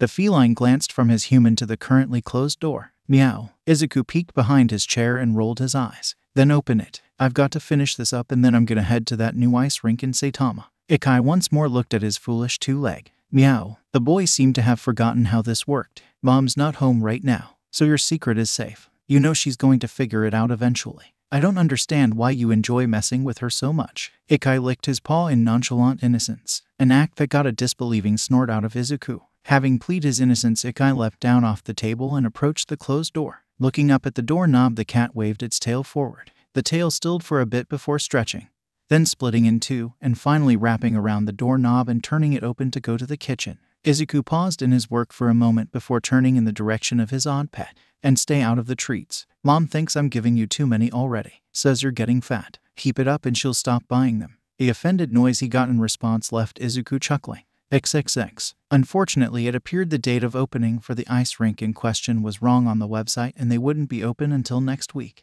This left him with a bit of a quandary. He could head home, but all of his classwork was done for the weekend. He could go to the center and put some time into training his quirk, but he hadn't packed any clothes to work out in. He didn't feel like explaining why he needed new clothes if he ripped any of the ones he was wearing now. So what to do? The heavens decided to answer as he was passing a school on his walk towards the train station. A light show to his left lit up a far corner of the school's courtyard, a number of yells accompanying it. Was someone working with their quirk? I'll just take a peek. Not like I have anything better to do. Adjusting his bag, Izuku walked towards the site of interest. Upon reaching his destination, though, he came to a rather odd sight. Several older boys were lying on the ground looking worse for wear. Standing nearby them was another boy, wearing the same school uniform as the downed boys. He looked to be Izuku's age. Something about him seemed off. His blonde spiky hair was giving off little sparks here and there, and he was doing a bizarre dance. 2 thumbs up in a good job kind of way. The boy did an odd sort of shuffle. Yeah. The voice was a little slow and sounded tired. Getting closer, Izuku could see the beginnings of a black eye on the boy. Wait a second, were these guys beating on someone with special needs? What a bunch of sick jerks. Who does something like that? Well, good for him. Looks like his quirk fried them. While Izuku was investigating the scene, one of the down boys started to get up. Damn you, Kaminari, that freaking hurt. I'm gonna beat your face into hamburger meat. You little punk. Izuku wasn't just going to let that happen though. Looking around, he saw a waste bin nearby. Using his quirk, he reached for the lid before sending it flying into the back of the bully's head. He made sure to not send it at max speed. He wasn't trying to kill the guy, just stop him. A loud metallic bang sounded as the aluminum lid slammed home. The guy hit the ground quick after that, and Izuku moved towards the newly known Kaminari. The blonde noticed him and gave him another thumbs up. Yeah. Izuku smiled and returned the motion. He needed to get Kaminari out of here before those jerks woke up. Hey Kaminari-sen, we should get out of here before they get up. Do you know how to get home? I can help you get there. Kaminari just looked at him for a moment before giving him another thumbs up. Izuku wasn't sure if that was actually a confirmation of the other boy's knowledge or not. Regardless, he grabbed Kaminari by the shoulder and moved them both towards the train station. If nothing else, he might be able to get him on the right train, or if that wasn't possible, he'd bring him home and call the police. They could find Kaminari's house. XXXX. That plan wasn't necessary as it turned out. About the time they pulled into the station, Kaminari seemed to pull a 180. His eyes fell into focus, his movements were more fluid, and his speech began to improve. When they finally got to the train schedule, he turned to Izuku. "Hey man, thanks for the save back there." Izuku nearly jumped out of his skin. He hadn't expected the boy to say anything other than "yeah." "Holy crap, I didn't think you could talk." Kaminari was rather offended. "Of course I can talk, jackass." Izuku laughed sheepishly and rubbed the back of his neck. Seems he'd jumped to conclusions. "Sorry about that, but earlier all you were saying was yeah and you kept giving thumbs up. And you also kind of had this look on your face that made me think that you might have been." "Never mind." Kaminari got the drift of what was left unsaid though, and a cloud of depression fell about him. "You thought I was retarded, didn't you?" Izuku gave off an embarrassed laugh, scratching his cheek. Well, I wouldn't have put it like that, but maybe." Kaminari's head sank. Izuku felt a little bad, but that was what it had looked like before. Kaminari thankfully shook out of his slump after a moment. "Dang, that's so embarrassing. I had really hoped I had a better handle on my quirk than that. But those guys all rushed me after class. PFF. All I did was point out the dude's shirt was on backwards at lunch. Not my fault if the rest of his table heard me. Anyways, my name's Kaminari Denki. Nice to meet ya." He placed his hand out and Izuku shook it in kind. "I'm Midoriya Izuku. It's nice to meet you too, Kaminari-san. So what is your quirk, if you don't mind me asking?" "I saw some electricity sparking off you when I first got there, but I didn't see what you actually did." Kaminari perked up a bit. "My quirk lets me discharge electricity from my body. I can use it like a taser, or I can pump out a stupid amount and fry anything within range. But I can't exactly aim it. Anyone or anything too close when I go all out is gonna get lit up. Oh, and I can use it to power electronics. How about you, man? I remember that lid knocking Yuma in the back of the head pretty hard. How'd you do that?" Now it was Izuku's turn to get excited. He couldn't remember the last time someone had even asked him what his quirk was. "That's really cool, Kaminari-san. I bet there are a ton of different ways you can use a quirk like that. My quirk works like a magnet. I make a set of points and one object or both get pulled towards one another. So all I did was attract the lid to his head." Kaminari looked pretty impressed. Then a thought occurred to him and he started laughing. Izuku was a little offended. What was so funny about his quirk? Seeing his face though, Kaminari waved him off. The shock user was holding his stomach, laughing as hard as he was. His head was attracted to garbage. A true shithead inside and out. Ha ha ha ha. Hearing the explanation, Izuku couldn't help but to join in.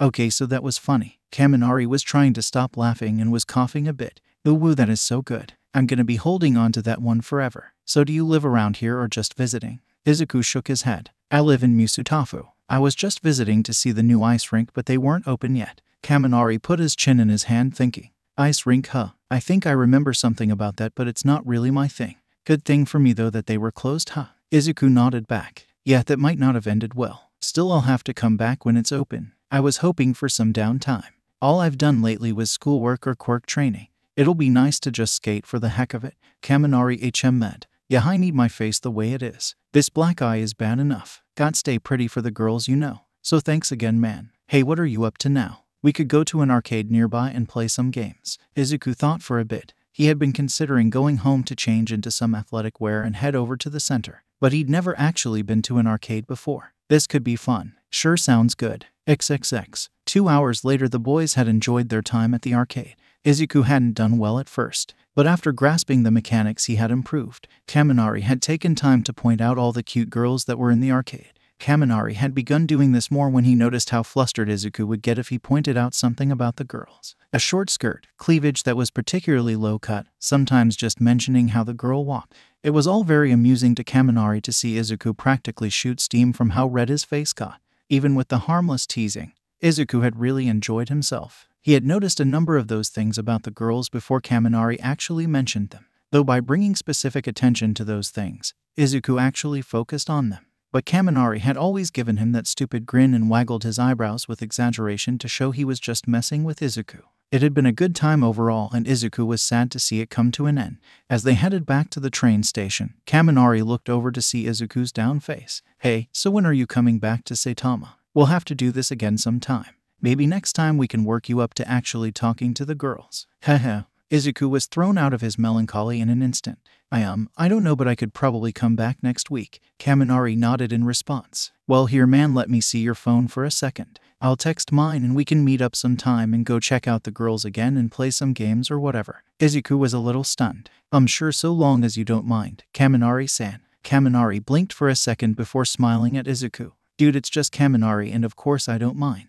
I was in need of a good wingman. Flying solo can be a dangerous business. Heady-ho. Besides, we're friends, right? Izuku had never had a friend before, but this was fantastic. He handed the blonde boy his phone. Right, of course, Kaminari. We'll hang out next week, unless we see each other sooner. Izuku smiled to match his new friend and they both laughed a bit, splitting ways at the station.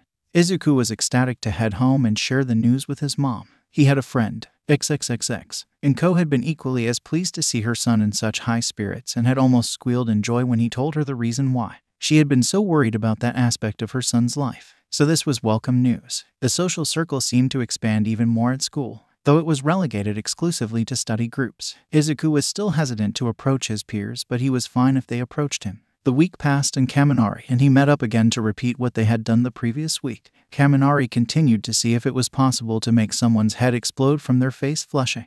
Izuku was starting to get a handle on it, though he still couldn't bring himself to actually talk to any of the girls. XXX. Kaminari quickly became a constant in Izuku's life. They both wanted to be heroes and had aspirations to join UA High. His friend was always good for a laugh and bounced right back from any setback he faced. Regardless of whether it was girls rejecting him, school, or even his quirk, Kaminari proved resilient.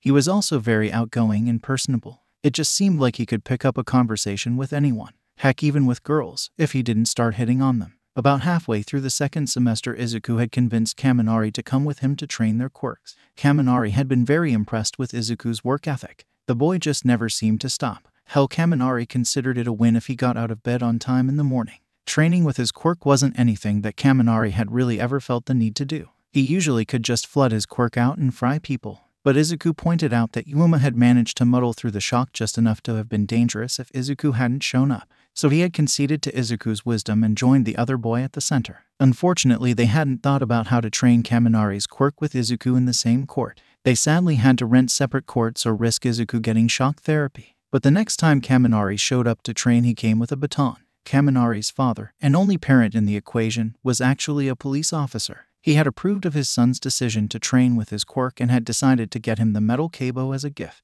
Using the baton, Kaminari was able to practice using it on some dummies they borrowed from the center. He would run his quirk through the baton and use it as a stun gun to send shocks into the dummy, or run the current hot at the tip of the baton and aim to burn the wrist or fingers of the dummy. Near to the end of 7th grade, at the closing of a training session, Kaminari had confided in Izuku that it was because of his dad that he wanted to be a hero. Cops weren't allowed to use their quirks, and as a result his father often went into situations knowing that he might face someone with a powerful quirk when he couldn't even use his own. Kaminari wanted to be a hero so that he could help the police and do what they couldn't. That, and of course to make lots of money, drive a fast car, and leave a trail of broken-hearted supermodels in his wake. Izuku had promptly face-vaulted at the last bit, then immediately chucked a nearby mat at his friend when Kaminari had made a comment about maybe having Inko as his hot secretary too. That had been an interesting meeting. Now Inko had spent years trying to best prepare her son for his dream. This had included a moderately balanced diet. There were certainly some junk foods in the Midoriya household, but they weren't overly common. Combined with picking back up the habit of ice skating, like she had in younger years, left Inko in very good shape. The ice skating in particular had done wonders for her legs, and as Kaminari would point out whenever he really wanted to rile up his friend, her rear as well. When Kaminari had first come over to his friend's house and met Inko, he had informed Izuku that his mother was the epitome of a housewife fantasy. Izuku had attempted to smother his friend with a pillow. Inko had come in, asking if maybe the door needed to be left open, but when she had made the insinuation, both boys had leapt away from each other at lightning speed. The teasing grin she gave the two of them led Kaminari to consider that maybe he should have been a bit quieter, and left him flushed in embarrassment. XXX. While Kaminari was his best friend, they didn't go to the same schools. At Orator Middle School, the time went by with acquaintances. He was on friendly terms with a number of his classmates, but it never became anything more. Izuku was known as something of a friendly ghost, only speaking when called upon and always willing to help his classmates with a smile. Whenever he came in, he would exchange greetings with a few of his classmates, and when he left they would exchange farewells. Outside of class, he met with a study group twice a week for an hour. Oddly enough, Bakugo had stopped harassing Izuku at school. There was no truce agreed upon or anything like that. The explosive boy had simply stopped bothering him. Izuku was fairly certain that his old antagonist was focusing on expanding his own quirk and seriously preparing for his future as a pro hero. A rather terrifying thought if Izuku was honest with himself. XXX. By the end of his 7th grade year, Izuku had put some serious effort into his quirk. Kaminari had proven to be rather creative and was helpful in coming up with different ways in which to exercise his quirk. The end result was that Izuku was able to influence items weighing up to 71 kilos, launching those of 9 kilos or less at speeds upwards of 115 kilometers an hour. His range seemed to be the most difficult part of his quirk to increase, as it had only extended 2 meters throughout the year to a total of 22. On the flip side, Izuku found that it was becoming easier and easier to make more sets of points. With the conclusion of the year, Izuku had increased by 50% from 16 to 24 sets of points. Outside of expanding the limitations of his quirk, Izuku worked extensively with his mag skates. His time on the ice had left him with a fair bit of stamina and a lean figure. His upper body wasn't very strong, but that much skating had left him with powerful legs. He could easily reach and maintain a speed of 25 kilometers an hour for long periods and could push it to 50 kilometers an hour in short bursts. He had also begun work on a technique for offensive purposes. He could of course just chuck an object within reach at a target, but he wanted something that packed a bit more of a punch. To that end, he had been working on 2 new abilities. Neither was really ready yet, however. Kaminari hadn't been idle either. His time with Izuku had been good for him, and he had put more work into understanding his quirk than he would have done otherwise. He had become fairly competent with the baton, and his father had offered to instruct him in Teiho Jutsu in the following year. His own abilities with electrification had improved as well. He was beginning to get a better idea of just how long he could use his quirk before it fried his brain. Slowly but surely he was extending the time with which he could maintain his quirk at a distance. He was pretty proud of himself, even if it did mean that Izuku had to take him home, yang the whole way, on occasion. The two had even spent a few training sessions working on combining their quirks. Using some training dummies, Izuku would pull them forward or mimic having them trip. Then Kaminari would come in from the side and slap them with an electric cabo to the ribs. They were still unsure as to if they could incorporate Kaminari's ranged attacks. Neither was really in a rush to see Izuku toasted. XXX. With the passing of 7th grade, the boys knew they were closing in on the UA Hero exams. Or rather, Izuku knew and was quick to remind Kaminari, who in turn looked at his friend like he was nuts. The boys were currently over at Kaminari's place, sitting at the living room table, Izuku biting his nails in a frenzy. Midoriya, you have got to chill out, man. The entrance exam isn't even available until close to the end of 9th grade, just like all the other high school exams. We just started 8th a month ago. We've got time. Seriously, I'm the one that should be worried, not you. Your grades are always top mark. I'm the one that needs to hit the books. Speaking of which, reaching down, he pulled a thick textbook and some printed sheets out of his bag. Will you please help me with this math work? I can't wrap my head around this junk and I can't afford to bomb this class. Please, man. Kaminari was quick to bow in a pleading fashion. Izuku snapped out of his own funk to look at his friend and smiled. Kaminari could be such a drama queen sometimes. Of course, let's see what you're working on and we can go over it. Kaminari stopped bowing to hold out his fist to Izuku. Yes, best wingman ever. Knew I could count on you. XXX. 8th grade went much as 7th did, and Izuku was still near to the top of his class. He and Kaminari spent a good amount of time at the center working on their quirks. When they weren't there, the two of them would go to the arcade or a cafe, where Kaminari usually spent at least half his time there hitting on girls or trying to get Izuku to do so. Most of the girls at those locations became used to these antics and merely rolled their eyes at the two of them. A few would giggle at something Kaminari or Izuku said, but the boys were waved off like cute puppies. Occasionally Kaminari would join Izuku in skating at the rink, though it probably took him longer than it should have to learn to skate. His attention too divided by the girls that also went there. The boys continued to both train and study for their futures, unwilling to leave the fulfillment of their dreams to chance. By the time they graduated from 8th grade, Izuku was no longer feeling as concerned about the UA exams as he had been. Kaminari would catch him occasionally lost in thought with a frown on his face, a sure sign his buddy was stressing over something, and tell Izuku to knock it off. Izuku always just sheepishly rubbed the back of his head at being caught. By the end of the year, Izuku could activate as many as 36 different sets of points, manipulating as much as 88 kilos, and launch objects of 11 kilos or less at speeds nearing 120 kilometers an hour. The only setback was that Izuku was only able to extend his range by an additional meter, putting him up to a range of 23 in total. He was beginning to think that maybe that was a facet of his quirk that was reaching its limit. Izuku had determined that going any faster than he had been the previous year with his mag skates was just too exhausting to maintain, so he kept himself to those limitations. He did, however, experiment with different ways that he could use the skates. Attaching himself to the wall to skate up, it had been a brilliant idea, or so he had thought at first. The problem was that gravity still worked. He ended up finding that it was easier to use his abilities to let him stick to the wall and climb up that way. Not as cool as running up it would have been. But hey, you win some, you lose some. Finally, Izuku had come up with a new way to use his quirk, one he was grateful to Kaminari for. When the subject of schools had come up at one point, Katsuki had inevitably come up in conversation. Kaminari wasn't aware of how much of an ass the Bakugo kid had been in the past, but when the topic of how the animosity began started up, Kaminari questioned why Izuku had never done that in their training. Done what? Izuku wasn't quite sure what to make of the question. Made like magnetic punches or something. I've seen you throw stuff plenty of times, but I've never seen you hit anything with it. So how come you don't do that anymore? Did it hurt your hand or something? Izuku had to pause at the question. Why didn't he use it to hit anything?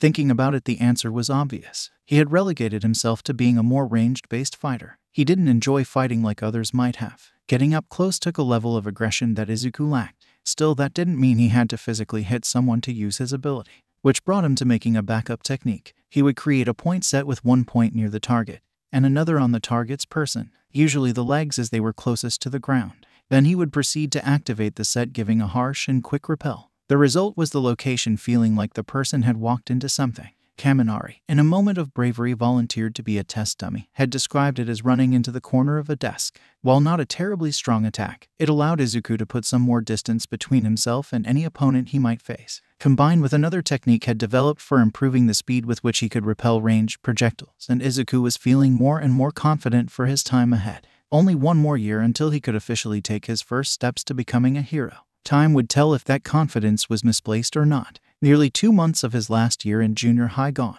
2 months closer to the beginning of the first leg of his true journey. He would be a hero, the best hero, with a smile on his face just like All Might. Closing his eyes for a solemn moment, Izuku thought of the people that had helped him achieve everything they had. Raising his head, he moved forward through the school courtyard, his thoughts drifting. His mother had been the starting point. When she had doubted him for that one brief terrible moment, it had hurt. He couldn't deny the feeling of that world-shattering moment when she had told him how much she wished things could be different.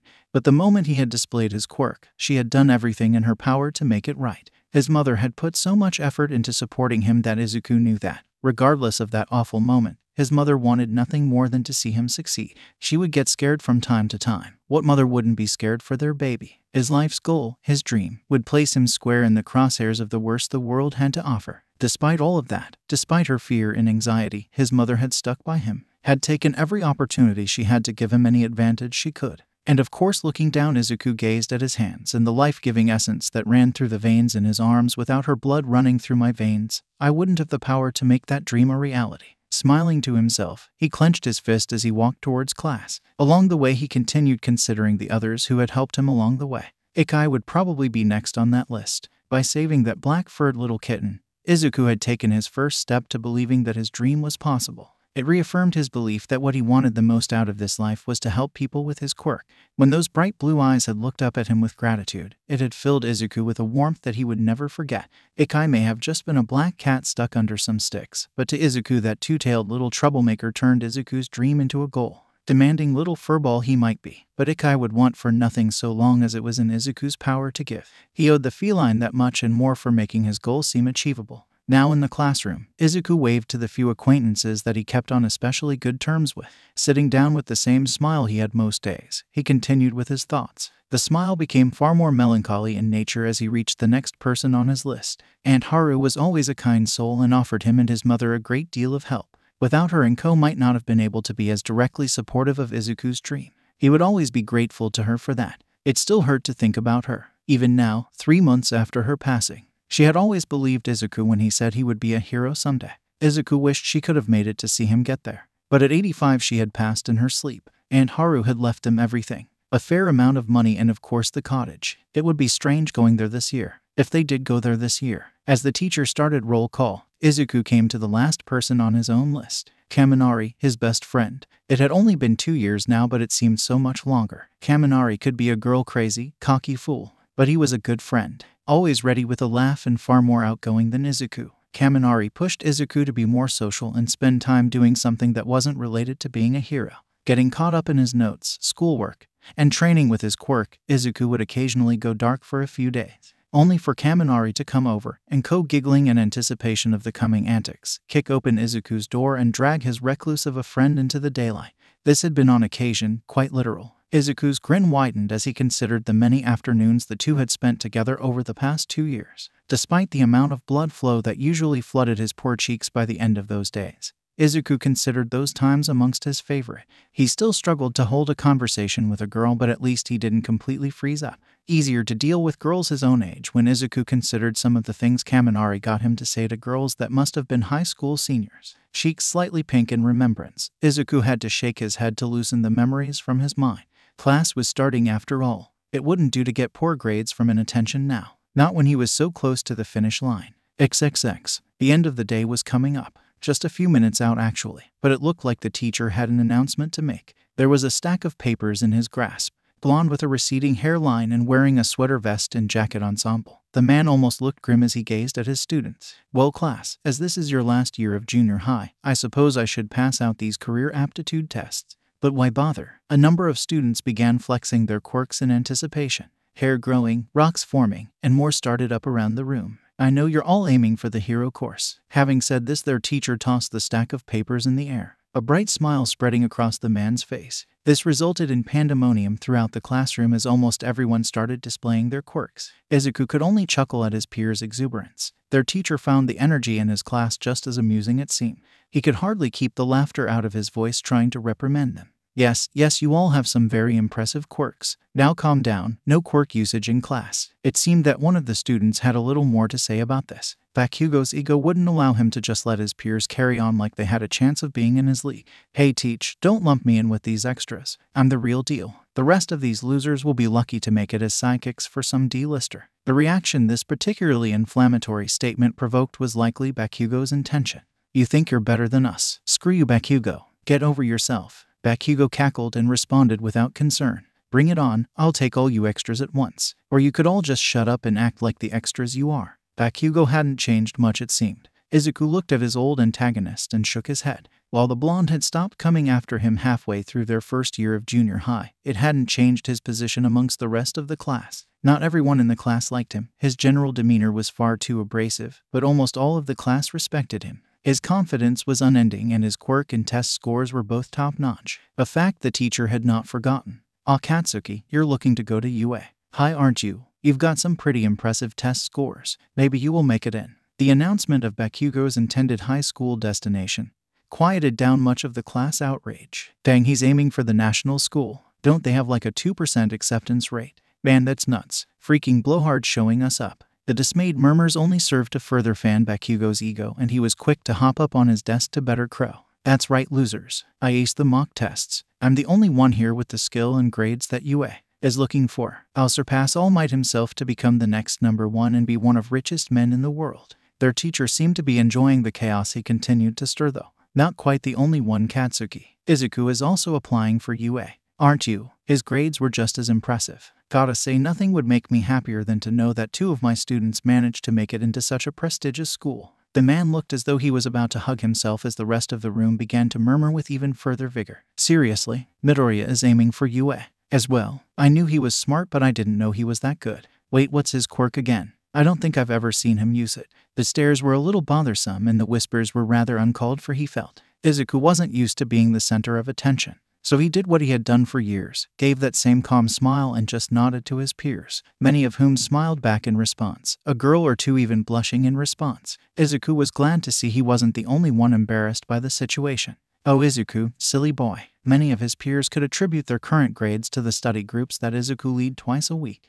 He had proven calm and patient with any that had attended. It was obvious he wasn't the most social guy by the way he might fumble with his words, but he had never failed to get the point across. Bakugo had been frozen in place from the moment the teacher had not only denied him his single spot of stardom but also named Izuku as his competition. Creaking his head back, Bakugo looked at his apparent rival. There it was, that same stupid grin. What did that loser have to grin about? Hopping down from his desk, Bakugo walked over to Izuku to stare down at him. Izuku stared back, not giving Bakugo an inch. He wasn't scared of Bakugo. They had been doing this song and dance for years. The physical harassment might have ended their first year here, but Bakugo wasn't above trying to intimidate Izuku. So keeping the same smile on his face, Izuku looked Bakugo in the eyes. Was there something I could help you with, Bakugo-san? Bakugo's eyes narrowed at the question. There was no fear in those eyes, no respect, nothing but polite consideration. That pissed him off. Damn you Deku. Slamming his hand down on Izuku's desk, he brought up a series of small explosions. The rest of the class all gasped, a few even sliding back to get farther away.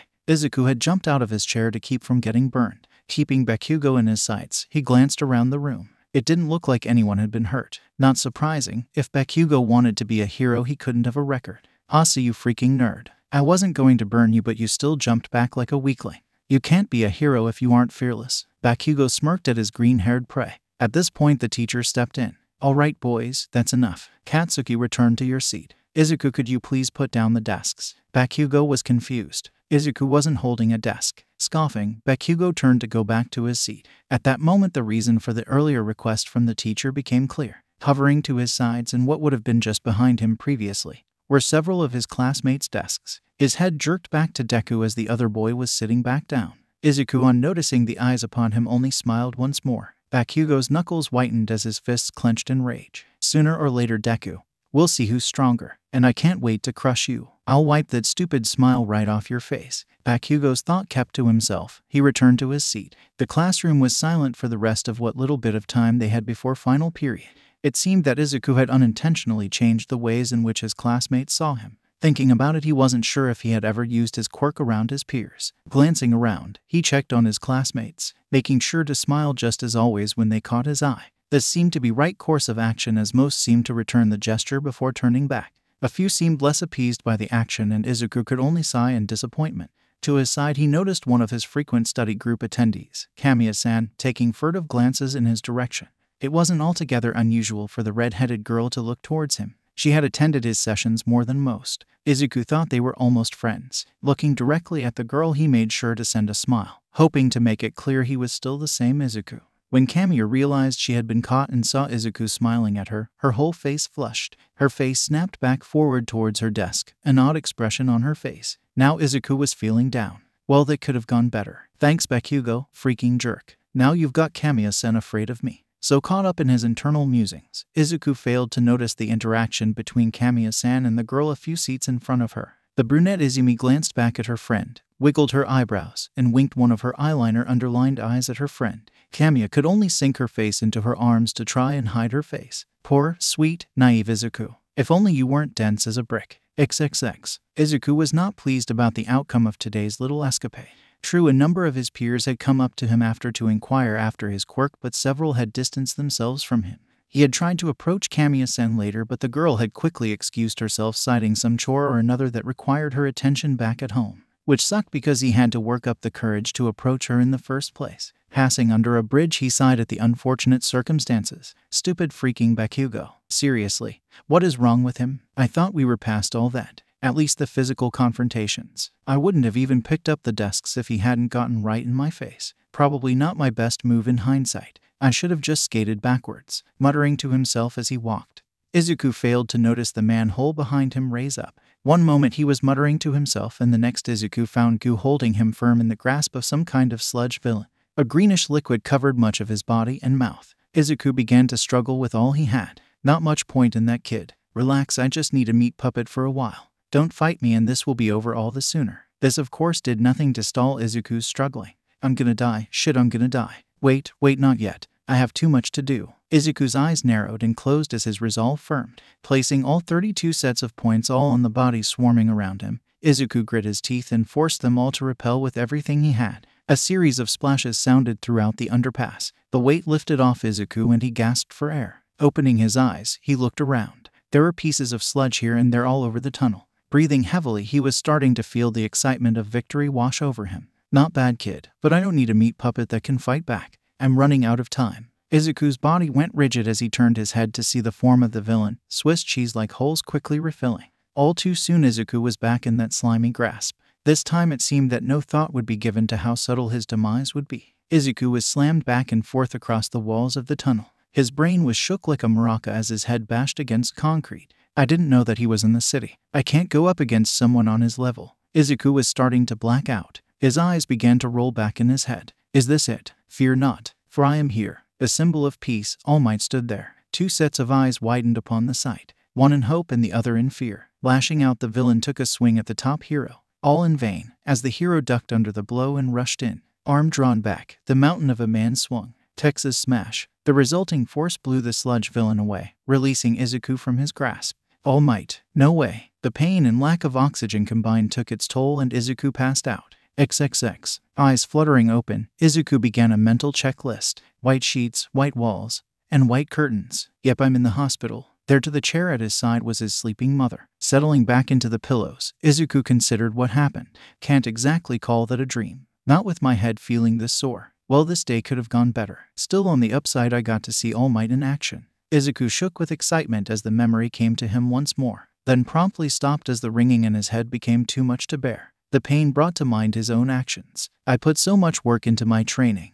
I've made this power my own. But it still wasn't enough. That villain slung me around like a rag doll. I'm still not strong enough. Damn it. Slamming his fist against the sheets, Izuku grit his teeth in frustration. The failure weighed heavily upon him. It was so wrong, like he had wasted all that time. Izuku's thoughts were interrupted as the door to room slid open. There stood Kaminari, a bag of snacks and beverages in his hands. Upon seeing his friend awake, the spiky-haired blonde grew a grin. Izuku, it's good to see you awake, man. You've been out of it for a whole day now. Had us all pretty worried. Freaked me out pretty good when your mom called me. How you feeling? Izuku for his part gave his friend a smile. Dependable as always. That Denki. I'm alright. My head is sore, but I guess it could have been a lot worse. Good thing All Might showed up when he did. Izuku's face fell a bit as his mind returned to its previous train of thought. Denki, noticing his friend's face, moved to see what he could do. He was interrupted, however, by a stirring Inko. Inko had not had a peaceful night. Worrying over her injured son, had seen the poor woman staying up late into the night,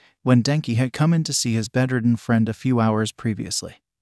He had unintentionally woken the woman. Still groggy from the restless night's rest, Inko gratefully took up the boy's offer to grab something to eat. Now woken to her son's cognizant state, Inko was quick to wrap her arms around Izuku. Oh my gosh, Izuku. Baby, how are you feeling? I was so worried. Inko was almost in hysterics at this point as the waterworks started. Izuku looked at his mother and returned the hug. Smiling down at her, he assured her of his well-being. I'm fine, Mom. I promise. My head is just a little sore. That's all. All Might saved me before anything could get too serious. He hoped his mother would calm down at least a little. The hospital gown was rather thin and her tears were already soaking through. Sniffling, Inko promptly smothered her son as if to hide him from the world and protect him from its dangers. Izuku's flailing showed his disapproval of his current form of restraint.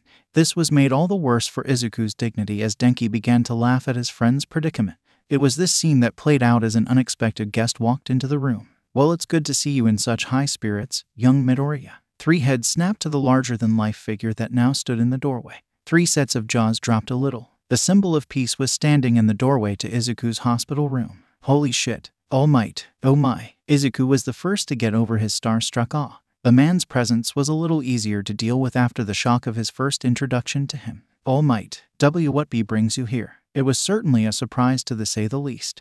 Well, now I wanted to make sure you were all right, young man. I rushed you to the hospital as fast as I could, but I had to bring that dastardly villain to the police. I am glad to see you in good health. You have my deepest apologies for not reaching you sooner. All Might bowed his head to the young man in the bed. The other occupants of the room widened their eyes at seeing this. Izuku frantically began waving his arms around in opposition to the act. It wasn't your fault, All Might. If you hadn't been there, then I might not be alive now. I wasn't able to stop him on my own. The forlorn look returned to Izuku's face. Inko wasn't going to let that go. Izuku, you're just a child. You shouldn't feel upset for not being able to fight off someone that All Might himself had to stop. Isn't that right, All Might? She looked to the man pleading for his assistance in the matter. For his part, the large man was stunned for a moment. He hadn't gotten a good look at the woman when he walked in. Now that he could, though, it was like looking at a ghost. Shimura-sensei. No, not quite. This woman is shorter, but still. The silence had been just long enough to become awkward, and All Might quickly went to break it.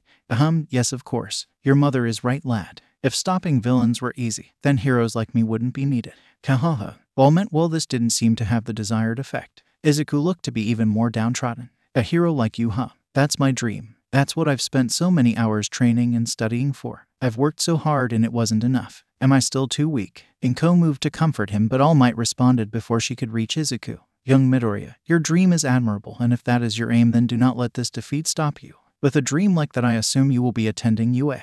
Izuku nodded in confirmation. Then do not fear, my boy. At that fantastic institution of learning, you will find individuals capable of guiding you to your goals. thumb up, teeth shining in a classic nice guy pose, considering all the things that had happened recently. On top of meeting his idol in person, Izuku was more than a little emotional. His eyes started to leak and he smiled to himself. Rubbing his eyes, he made that smile widen and looked to his hero. Thank you, All Might. I promise I'll keep smiling. I'll be a hero that shows everyone it's alright. I'll get into UA, and I'll become the best hero. While his eyes did not betray his feelings, All Might was reeling on the inside. First his mother and now the boy himself. Shimura-sensei, why are you determined to haunt me today? Could this boy be the one? Looking at the grinning boy, All Might took in the faces of the boy's mother and friend.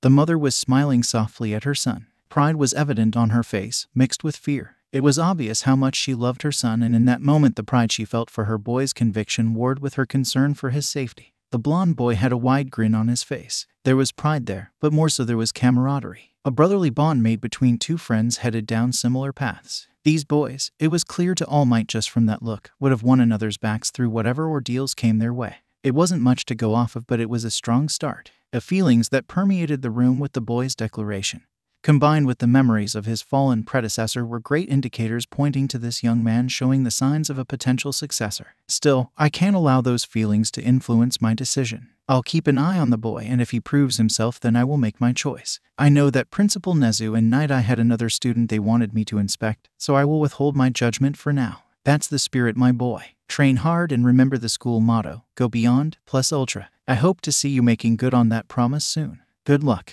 Now I'm afraid I must leave. Turning to dash out the door, Inko stepped quickly to grab the man. Wait, please, I just wanted to say thank you. Thank you for saving my baby and for your kind words. She gave a swift bow of the head and a grateful smile to the #1 hero. All Might was at a loss. This woman just reminded him too much of his old master. Were his cheeks turning pink? Nope, it was time to go. Haha, there's no need to thank me. Now I must be going. Take care now. With that, All Might left to whence he came, disappearing at a rapid pace. The three left behind could only look on in curiosity at the haste of the exit. Inko shook her head and informed the boys she would go grab a nurse to see if Izuku was okay to go home. When she left the room, Denki looked to his friend with a sly grin. See, not even the #1 hero is immune to the charms of the hot housewife. A pillow making contact with his face was the immediate response. Laughing together for a moment, Izuku looked down at his hands as Denki began to empty the bag of snacks he had been holding. Looking up to his bed-bound friend, Denki noticed a contemplative look on his friend's face. You're not still worrying about the villain attack, are you? Izuku seriously let it go. I bet you gave it a good shot. We don't have any formal training, so it's understandable that you got knocked out. That's why we're aiming for UA. Remember, Izuku looked at his best friend and gave him a small smile before looking down at his palms. Denki, we need to get stronger. I need to get stronger. I don't just want to be a hero. I want to be a hero that everyone smiles at the moment I walk in the room. That no matter what the situation is, I want my mere presence to bring relief. If I'm going to do that, then I need to be stronger. Denki's eyes had gone round at the proclamation. He blinked for a moment, and then whistled in appreciation. Wow, if you keep talking like that, you're going to get me amped up. Alright, if that's what you want to do, then I'm in. Let's do it. I'm not sure if I can get that far myself, but if that's your goal, then I'll stick with you as far as I can. Denki held out a closed fist to Izuku, a bright, confident grin pulling across his face. Izuku brought his own fist to bump against his friend's. Yeah, let's take this to the next level. Those words coming from the green-haired would-be hero marked the start of 10 months of grueling training. The boys would push themselves to their limits and beyond on a near-daily basis. XXXX. 10 months later, Izuku Midoriya gazed up at the looming visage that was UA. Hi, this was it. Denki and he had worked themselves to the bone. If they weren't ready at this point, then Izuku wasn't sure if they'd ever be. The training had paid off in a number of ways. New techniques, further control of old ones, restrictions lifted, and stronger forms. They weren't terribly noticeable, but both boys had certainly put on muscle mass. Shaking his head to clear his mind of distractions of the past, Izuku took a steadying breath to make his way forward. Seems he wasn't the only one anxious to get in, though. He missed an antagonistic presence coming up from behind him. Move it, Deku. A shoulder checked into Izuku as Bakugo shoved his way past. Izuku began to slip. Bakugo had caught him mid-step with that check. The ground coming towards him, Izuku wasn't concerned. Reaching out, he placed a point to reject himself back up onto his feet. Unfortunately, this was done at the same time as a helping hand reached out and tapped him to stave off his fall. The result was that instead of merely placing Izuku back on his feet, the point fired him up into the air, ass over tea kettle, straight into one of the arches above. His back slammed into concrete, the pain completely negligent in comparison to the odd sensation of suddenly being weightless. Bakugo had stopped to laugh at his now floating rival. The individual responsible for the circumstance Izuku now found himself in wasn't finding the situation as funny. Oh my gosh, I'm so sorry. I just meant to stop you from falling. I don't know what happened. Here, I'll get you down. Now Izuku noticed a girl with brown hair placing her fingertips together, which was the point at which he dropped, not ready for gravity to simply turn back on. Izuku flailed his arms wildly and fell face first into the ground. The air left his lungs upon impact, and Izuku lay there trying to regain some of his breath back. Bakugo was clutching his sides at this point, laughing uproariously at the other boy's misfortune. Oh god, that is good. Hey Deku, if you can't make it here, you should look into becoming a clown. The blonde turned, still cackling to himself, and moved towards the building. The girl that had previously been noticed turned in the blonde's direction with cheeks puffed in irritation. It's not funny, you jerk. This only served to increase the cackling once more from Bakugo. Ignoring the braying jackass, the girl rushed back to Izuku. She bent down to try and help the boy to his feet. I am so sorry. I really didn't mean to hurt you. Please tell me you're all right. Izuku propped himself up and steadied his breathing. Now that he was breathing properly, he could get a better look at her. Brown shoulder-length hair, brown eyes, pink cheeks, and relatively short. And as she got right within his personal space to help him up, he noticed she was quite cute. His face began to burn up as she wrapped her hands around his arm. Rising quickly to his feet, he waved off the girl's apologies. She looked close to tears over the incident. There was no way he would be able to not freak out if she started crying. I am fine. He promised. There's no reason to worry. The girl calmed down enough to let go of his arm. Still standing as close as she was left, Izuku flustered. Talking to girls was still a struggle, one that Denki loved to tease him over. Phew, that's a relief. I don't know what I would have done with myself if I hurt someone and they weren't able to attend the exam. I mean, this is already so nerve-wracking and I've already messed up. I really am sorry. I'm Uraraka Ochako. Please accept my apology. The girl was certainly energetic as she bowed her head in apology. Izuku frantically waved off the apology once more. He didn't want anyone feeling guilty on his behalf, especially over an accident of all things. It's fine, Uraraka-san. Don't worry about it. I may not look it, but I am pretty sturdy. I'm Midoriya Izuku and it's nice to meet you. Regardless of how our first meeting went. We should go though, or we'll be late. Izuku flexed that smile that he'd used for years now to assure her that he was fine and all was forgiven. Uraraka calmed, and her own smile rose to match that of the boys in front of her. In a snap, Izuku's words registered with her and she gasped. Oh shoot. I'll see you inside, all right. I really don't want to be late. See you later, Midoriya-san. Looking into the building that held the testing facility, Uraraka vanished pretty quickly. Chuckling to himself at the girl's enthusiasm, Izuku began his own way to the testing facility, only to have a hand placed on his shoulder. Oh Padawan, so close and yet so far. See that right there? That was the perfect time to ask for her number, but props for not clamming up and actually talking to her. Izuku rolled his eyes at the sound of that voice. Only Denki. Such wit could only be met in kind. Oh, do forgive me, Master Denki. I am clearly unworthy of the teachings that you have bestowed upon me. I will of course do my best to someday achieve the grace with which you court women. Denki took it all in with a smug grin. See, now once you get that down, maybe you'll actually be able to have a decent conversation with the cutie that almost shot you into the sky. Izuku huffed as his cheeks pinkened. It was an accident. We both used our quirks at the same time. Oh, and I did manage to talk to her. So bite me. Denki laughed at his friend's embarrassment. Throwing his arm around his buddy's shoulder, the two of them walked inside. XXX. Welcome to today's live performance. Everybody say hey. Present mic was on point today. Or so he thought. Not a sound was heard throughout the hall. The written portion of the tests had just concluded an hour ago and everyone was still in classroom mode. The idea of shouting anything right now was utterly alien to any of them. Well, that's cool, my examinee listeners. I'm here to present the guidelines of your practical. Are you ready? More silence. Yeah. Izuku was struggling to keep himself quiet. Sitting next to Denki, they both were rather giddy over the fact that a famous pro was presenting them with the practical guide. Izuku more so than Denki, but both boys listened to the pro's radio show. Alright listeners, here's what we've got scheduled for you today. You will all be separated into 7 groups and driven to different sites in order to take part in mock battles. You dig? A large display screen behind the hero showed a graphic featuring 7 letters each leading to a testing site. More silence, or at least no one responded directly. Here and there some students were conversing in hushed tones with their neighbors, including Denki and Izuku. So that's what all the letters on the handouts meant. What was yours again, Izuku? Denki looked at his own sheet showing he had battle site F. I have B. Looks like we won't be able to work together on this one. Present Mike looked around to make sure the information had sunk in.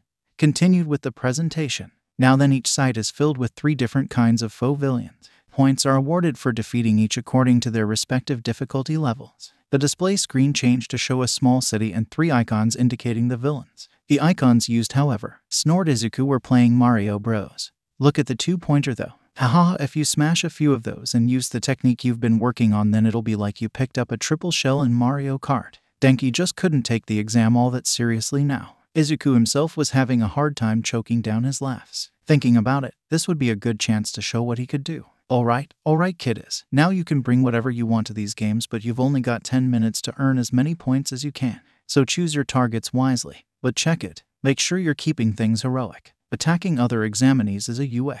No, you hear. Present Mike continued the presentation with all of his typical flair. Izuku meanwhile turned to Denki, or more specifically the 2 dark metal 60cm long rods strapped to his side. I know it was already cleared, but it's nice to hear it's alright for you to bring those in from a teacher. Denki, noticing his friend's gaze, gathered what he was talking about. Yeah, I mean, I'm sure that I could get through this without them, but it's nice to know I've got them if I do need them. A taller boy with glasses and wearing a nice school uniform stood with his arm raised. Excuse me, sir, but I have a question. Present Mike pointed with both fingers to the young man. Hit me. The boy raised the handout showing the faux villains. On the handout, you've listed 4 types of villains, not 3. With all respect, if this is a mistake, it is shameful. We are exemplary students. We expect the best from Japan's most notable school. A mistake such as this won't do. Moving his head to look in Denki and Izuku's direction. In addition, you 2 in the back, if this is a game to either of you 2, then please leave immediately. The 2 boys in question could only sweat drop as the same thought occurred to them both. Why did we get singled out? Alright, examinee number 7111, thanks for tuning in. The last type of faux villain is worth 0 points. It's more of an obstacle than anything else. Do you remember Thwomp from Super Mario Bros? Well, it's kinda like that. I recommend my listeners ignore it and try to focus on the ones top in the charts. Grandiose as ever, Present Mike was a showman at heart. Thank you very much, sir. Please continue. Giving a deep bow, the young man sat back down. Well, that's all I've got for you today. I'll sign off with a little present. The great Napoleon Bonaparte once said true heroism consists in being superior to the ills of life. MMHMM, now that's a tasty soundbite. You're ready to go beyond. With a wave of his arms in the air, the screen changed behind him. Let's hear a plus ultra. Sorry, Mike. Nothing but crickets. Good luck. Hope you practiced hitting more than just books. The duo looked at one another. Izuku rose his hand, fist closed. See you on the other side, Denki. Cocky grin flashing, Denki pressed his own fist to his friends. See you there. XXX. Stepping off the bus, Izuku looked around at his competition. Most of them were pretty calm for the most part. A few were doing breathing exercises or stretching. Seemed he'd gotten the more focused group to go up against. Well, I'll just have to get in as quick as I can. My quirk works better with ammo, but I don't need it to do damage. I'll rush in quick and find some projectiles, then move on to the villains. His overall strategy devised, Izuku took a more discerning glance at his fellows. In the throng towards the front, he spotted her, Uraraka-san. She was obviously taking a moment to steady herself. He hoped she wasn't still hung up on what had happened earlier. I'll go make sure she's okay. A hand slapped onto his shoulder, stopping him from moving forward in that moment. She looks to be trying to concentrate. What are you going to do? Distract her and ruin her chances? Oh joy, the serious guy with glasses was in his group. What? I wouldn't do that. I just wanted to wish her good luck. Before the discussion could further, however, Present Mike shouted out the crowd of would-be students. Right, let's start, listeners. Get moving. There are no countdowns in real battles. Move, listeners. You're wasting airtime. Izuku stood there blinking for a moment at the suddenness of it all. Then the sound of feet hitting pavement broke him from the oddness. Crap. Alright, deep breath. Izuku, you know what you want to do. Closing his eyes and inhaling, Izuku activated his mag skates and began to hover. His eyes snapped open with focus. Time to go beyond. And like that, he shot forward, quickly catching up with the majority of the horde ahead of him. A number of stunned expressions met him as he proceeded to blow past the main component of his competition. XXX. Skating along, Izuku began looking for anything that would give him any sort of ammo to use against the villain. His head scanning back and forth, he spotted what he was looking for. Rubble. It might make for poor terrain for some, but it makes great ammo for me. He found 3 basketball-sized chunks of concrete and started the first of his new techniques, the one Denki had dubbed the triple shell. Izuku raised all 3 chunks and then proceeded to rotate them around his person. With his ammo, shield in place, Izuku once more rushed towards what he hoped would be a villain-laden area. His luck held out. Wheel screaming, a 1-pointer came tearing out from around a corner. Target locked. Prepare for termination. Izuku was frozen for maybe half a second. Then everything slid into focus. Izuku knew what it was to fear for his life. Twice now in his lifetime he'd felt that sensation, and he wouldn't let it faze him again. 1 second a 12-foot-tall robot was charging forward and the next a scrap heap was sliding along the ground, its head smashed in by flying concrete. Looking down at his fallen adversary, a proud smile filled his face before the sound of destruction reached his ears and returned him to the present. No time to celebrate, time to get moving. But first some better ammo. XXX. Skating towards the sound of machinery, Izuku pushed a little more speed into his skating. Now encircled by a mix of concrete chunks and pieces of robotic armor, Izuku sought his quarry. There, a three-pointer turning down a street just ahead. He pressed forward even faster to try and reach it before someone else. Reaching out with his quirk, he grasped the corner of a building. As he arrived at the junction leading to the street, he pulled with the point, slinging himself around the corner. The three-pointer was huge, especially in comparison to the earlier one-pointer. Thankfully, it hadn't noticed him yet, something Izuku planned to capitalize on.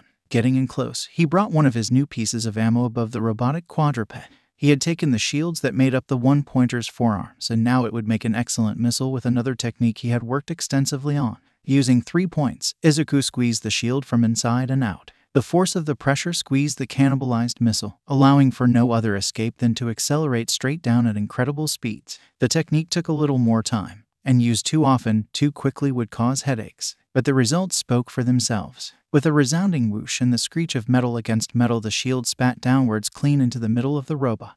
The construct's belly fell to the ground as its legs slid to the sides. Yes, that makes 4. Now I need to book it to the next one. This would continue for the next 8 minutes in rapid fashion. A slide underneath a trio of 2-pointers saw the machines pierced from beneath their bellies, metallic pieces of their brethren skewering them. 4 more 1-pointers met the same demise as the first Izuku encountered, providing him with even further ammo. A pair of 2-pointers were led on a brief merry chase before attempting to impale our hero, only to spear into the face of a 3-pointer.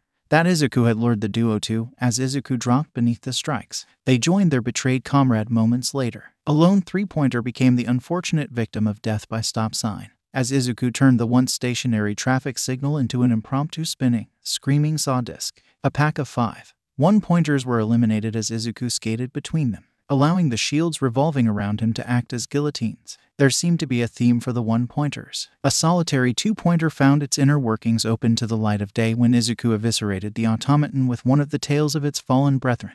XXX. At the 8-minute mark, Thwomp decided to make its presence known. The whole test site could hear the treads cranking along. The main street had become crowded. The presence of a large group of faux villains had attracted examinees, which in turn attracted more faux villains. All eyes turned to the massive mech, however, when its fist raised. With a crash that shook the earth, the test takers turned on their heels to flee. It was just too big. Izuku himself went to leave the area. He only had 31 points. He wanted more. He had to do his best here. But a familiar voice caught his ear. Owa. Izuku's eyes grew round and he crouched low, mag skates still active, and swung himself in a swift circle to see what he could only hope he had misheard. There, leg trapped under rubble, was Uraraka-san. Thwomp was making its way forward, humongous treads crushing all in its path.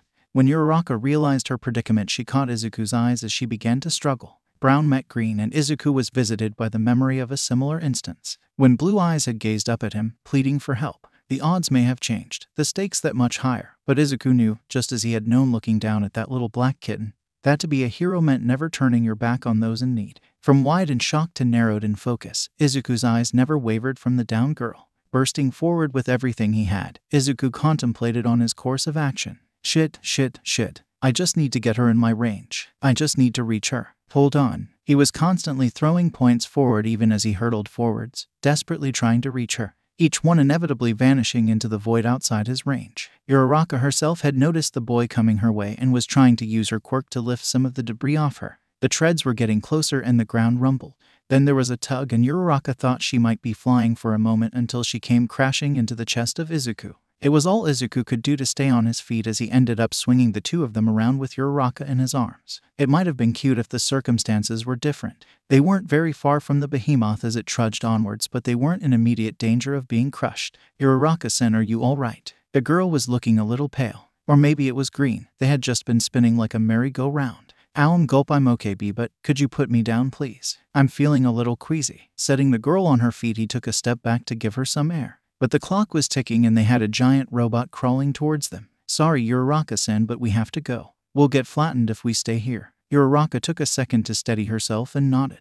Their quick getaway was not to be, however. As the two were about to hightail it out of there, a voice reached them. Monsieur, Mademoiselle. I don't suppose I could bother you for some assistance. Nearby, trapped under the limb of a three-pointer, was a blonde boy in ostentatious dress clothes. Uraraka was quick to react and moved back to help her fellow examinee, Izuku following shortly after. The blonde was in rough shape. From the looks of it, the punch Thwomp had initially started with in its debut had sent the smaller three-pointer crashing on top of the unfortunate young man. Midoriya-san, if I use my quirk on the robot, can you move it away? Uraraka wanted to get out of here. Of course, but we really need to hurry. Izuku had noticed Thwomp looked to have targeted them. This was so not good. Uraraka hurried into action and used her quirk to make the object float in zero gravity. Izuku was quick to assist with his own quirk. Lifting the robot revealed the extent of the blonde's injuries. He certainly wasn't going anywhere in a hurry. Leg bent at the angle it was. Uraraka was already trying to help the boy up. Izuku, however, had become aware of a greater issue.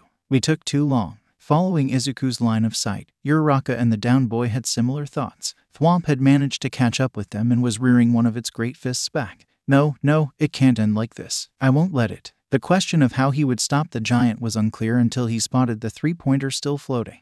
It was a long shot and this could end badly for him, but Izuku didn't have much of a choice. Uraraka-san, whatever you do, don't drop that robot. Izuku moved to the floating robot and began placing his points. What are you going to do, Midoriya-san? Holding up their injured fellow, Uraraka watched as Izuku's face looked progressively more and more pain. First set, 2 times, just like I've been doing. Arg, what the hell? There's no weight, but trying to fire this thing feels like I'm sticking my head in a vice with teeth. Izuku's headache was quick to become a full-blown migraine, his breathing becoming labored. Second set, 4 times. Everything's going dark. I just have to keep this shot steady. Sniffle, is my nose running as well? Spots started to flash in and out of Izuku's vision, leaving darkness behind them. Blood began to slip from his nostrils, trailing down to his chin. Third set, 88 times, right? This is all I've got. Please let this be enough. Pain filled Izuku's entire world at this point.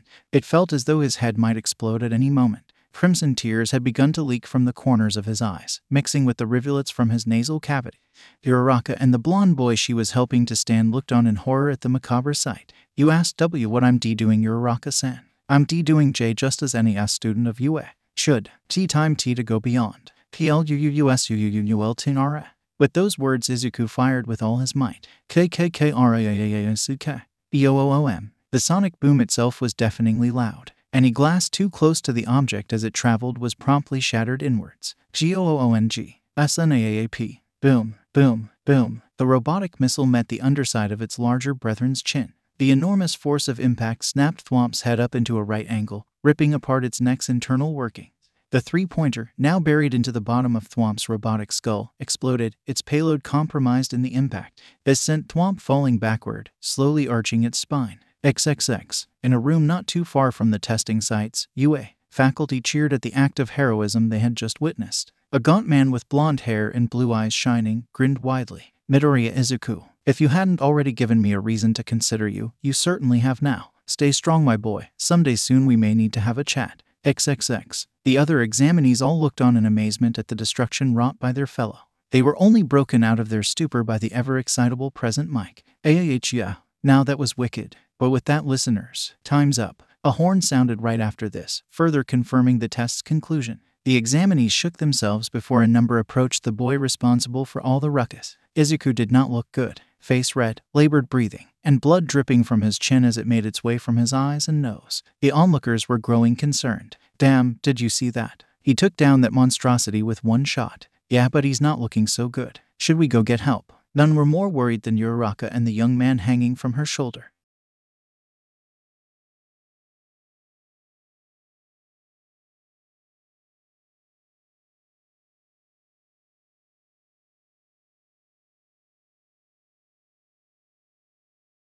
Izuku sank to his knees. His vision hadn't come back yet, but he could hear. Turning to the sound of the voice, Izuku gave a shaky smile. I'm fine. Are you two okay? The legitimacy of this claim was rather in question, given the blood dripping from his chin. At the very least, neither of the two looking directly at him were convinced. Uraraka especially wasn't buying it. I don't know about that. Can you even see? We need to get you to a doctor. Scooting down, the pink-cheeked girl tried to help Izuku to his feet. This didn't really go to plan, as the attempt to manage both boys at once only ended with her falling over. Oof, well, that didn't work. Hey, can I get some help over here? Uraraka waved towards the crowd nearby. Sighing, she looked towards her two would-be charges. Are you two all right? Sorry, that didn't work. The blonde boy nodded, a little shook up, and I think my leg is broken. But I will live, mademoiselle. Uraraka gave a small smile to limp boy. Midoriya-san, are you okay? No response was given. Her eyes snapped to the other boy. Izuku wasn't moving. He was breathing, but his eyes were open and he wasn't moving. Am I Doriya-san?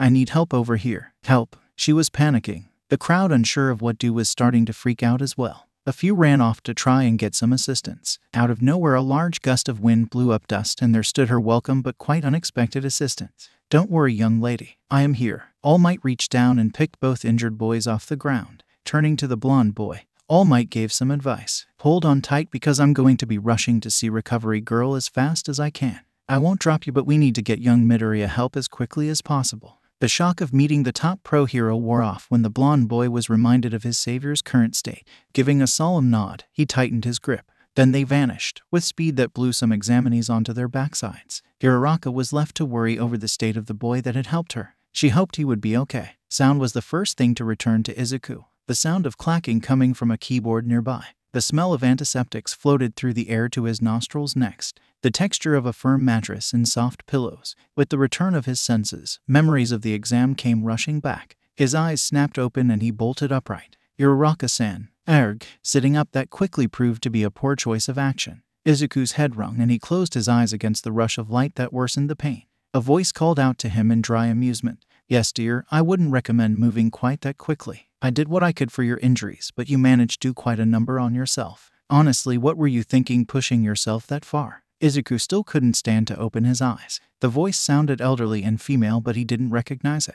I'm sorry, ma'am, it hurts to open my eyes right now. But could you tell me what happened to Uraraka-san? She was one of the other examinees, short, brunette, and has a gravity quirk. Oh, and there is a blonde boy in formal clothes. Are they okay? The sound of wheels on laminate flooring hit his ears. Footsteps coming closer. The voice was still as amused but warmer now. Well now, not even gonna ask for the name of the person who saved your life. Heady-ho. Heat crept up into Izuku's cheeks as he realized his error. I'm sorry, ma'am. I'm just worried and I can't really remember what happened at the end of the test. I remember helping Uraraka-san and then we were trying to save the blonde boy, but I can't really remember what happened after that. Please forgive my rudeness. I'm Midoriya Izuku. Might I ask your name? Eyes still closed, he did his best to give a sort of bow in the direction the voice had come from. Haha, I was only teasing, child. My name is Shuzenji Chio, but you can call me Recovery Girl. Everyone at UA does. Izuku choked on air and began to sputter. Our Recovery Girl. As in youthful heroine Recovery Girl. I am so sorry, ma'am. I should have thanked you sooner. He bobbed his head up and down in penance until the pain grew too much and he stopped to grab his head. You can thank me by not making my job more difficult. Don't move so much. You're still in a right state. The two you were worried about, Uraraka-chan and Aoyama-kun, the blonde boy, are fine. I sent them home about an hour ago. They were quite worried about you. Your friend, Kaminari-kun, is still waiting in the hall, however. Now hold still a second and let me finish your treatment. A warm, wet feeling pressed against Izuku's brow and the pain vanished almost instantly, though he was left feeling rather tired from the experience. Opening his eyes, he noticed that he was sitting in what looked like a nurse's office. Stifling a yawn, he forced himself up. Upon noticing the short, elderly hero who had attended him, Izuku gave a proper bow. Thank you for treating me, Recovery Girl. I'm glad that Uraraka-san and Aoyama-san are okay. What ended up happening? Recovery Girl gave the boy a once-over before answering his question. Well, you're looking better, so I can discharge you in good conscience. As for what happened, you decided to take it upon yourself to try and stop the zero-pointer all on your lonesome. I was watching from the observation room and noticed some rather troubling symptoms begin to develop.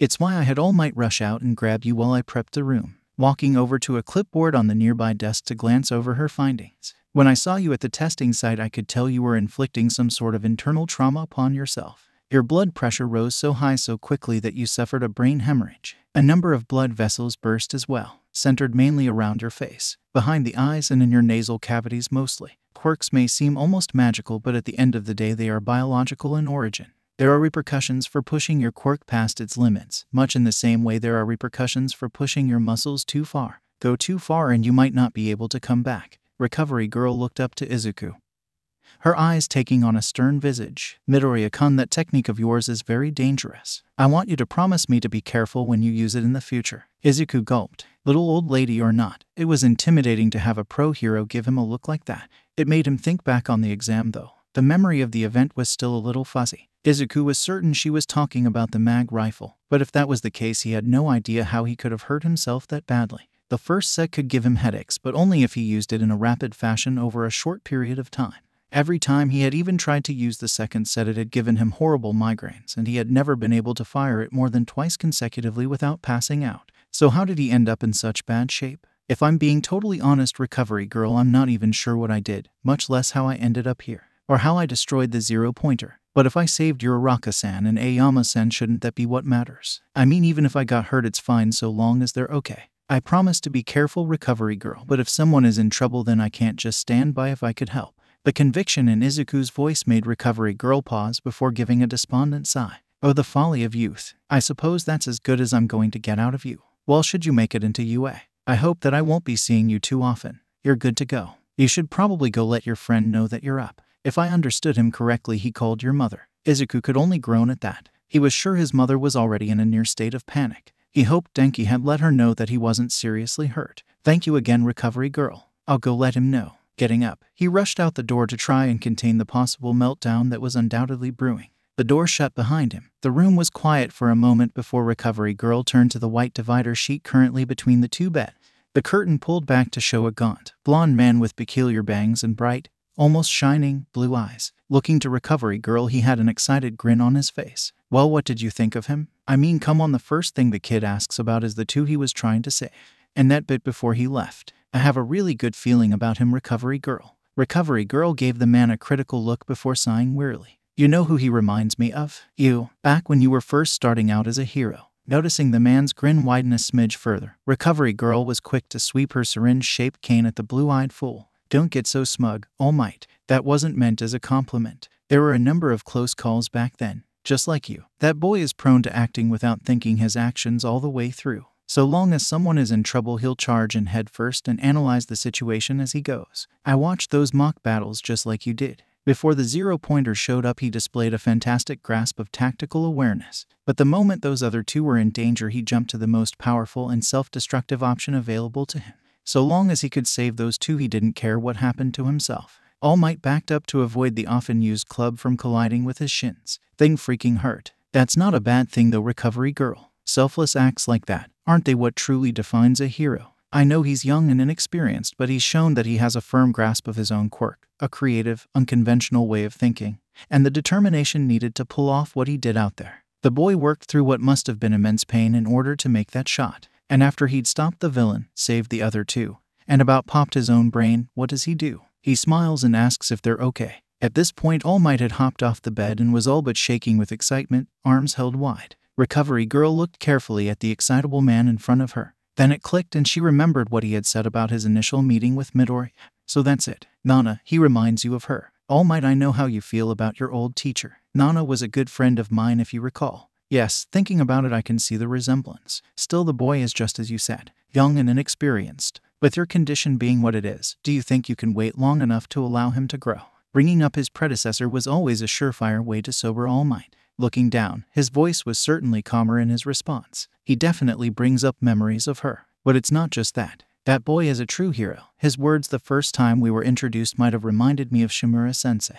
But he came to them on his own. Then he proved his dedication to his own ideals in the test. If that kind of conviction to such an ideal doesn't make for a successor, then I'm not sure what does. Recovery girl looked solemn in response to All Might's speech. Her eyes closed in contemplation and her arms crossed. After a moment, a small smile crossed her face, showing people a smile to let them know it's okay. Such a simple concept, but he put into practice despite the pain he must have been in. Well, I guess I can't say that isn't a heroic thing to do. All right, fine. You have my backing, but you need to take it easy and allow the boy to gain some more experience before you approach him about one for all. All Might's grin returned at full force. Thank you so much, recovery girl. That means a lot. He gave a deep bow to the elderly woman. She in turn waved him off, considering the whole thing silly. Yes, though honestly it's your decision in the end. You don't need anyone's backing or permission to pick a successor for your power. All Might rubbed the back of the neck, sitting back down on the edge of the bed.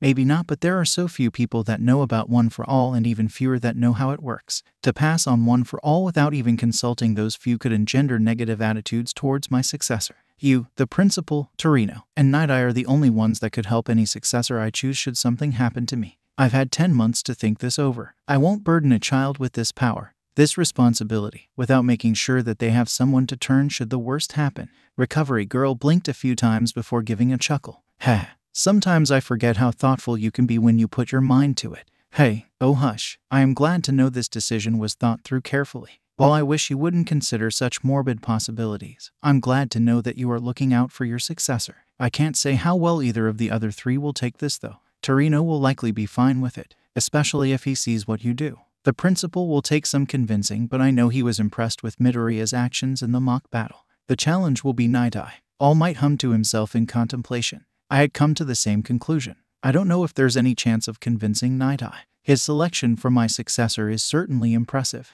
There's no doubting that. But I think I knew even throughout all these months that I had already made my decision. Another deciding factor is how their quirks would work with One for All. A concern I had with Night Eye's selection is that he would ultimately try and use that power in a similar fashion as my own. With Midoriya though, well, I think we saw a bit of what his own quirk would be like once bolstered by One for All. I can't imagine what he'll be like when he can manage to harness both. Both pros sat there for a moment in serious contemplation and even slight awe at what that outcome might be like. That is until a phone began to ring. Sitting on the bedside table that Izuku had occupied a moment ago was the boy's phone. All Might went over to pick up the cellular device just as it stopped ringing. Recovery girl shook her head in exasperation. Oh dear, rushing off like that. Seems he forgot some things. Would you mind bringing that to him? I need to finish some stuff here and lock up. All Might nodded absent-mindedly. The name on the missed call brought another memory to mind.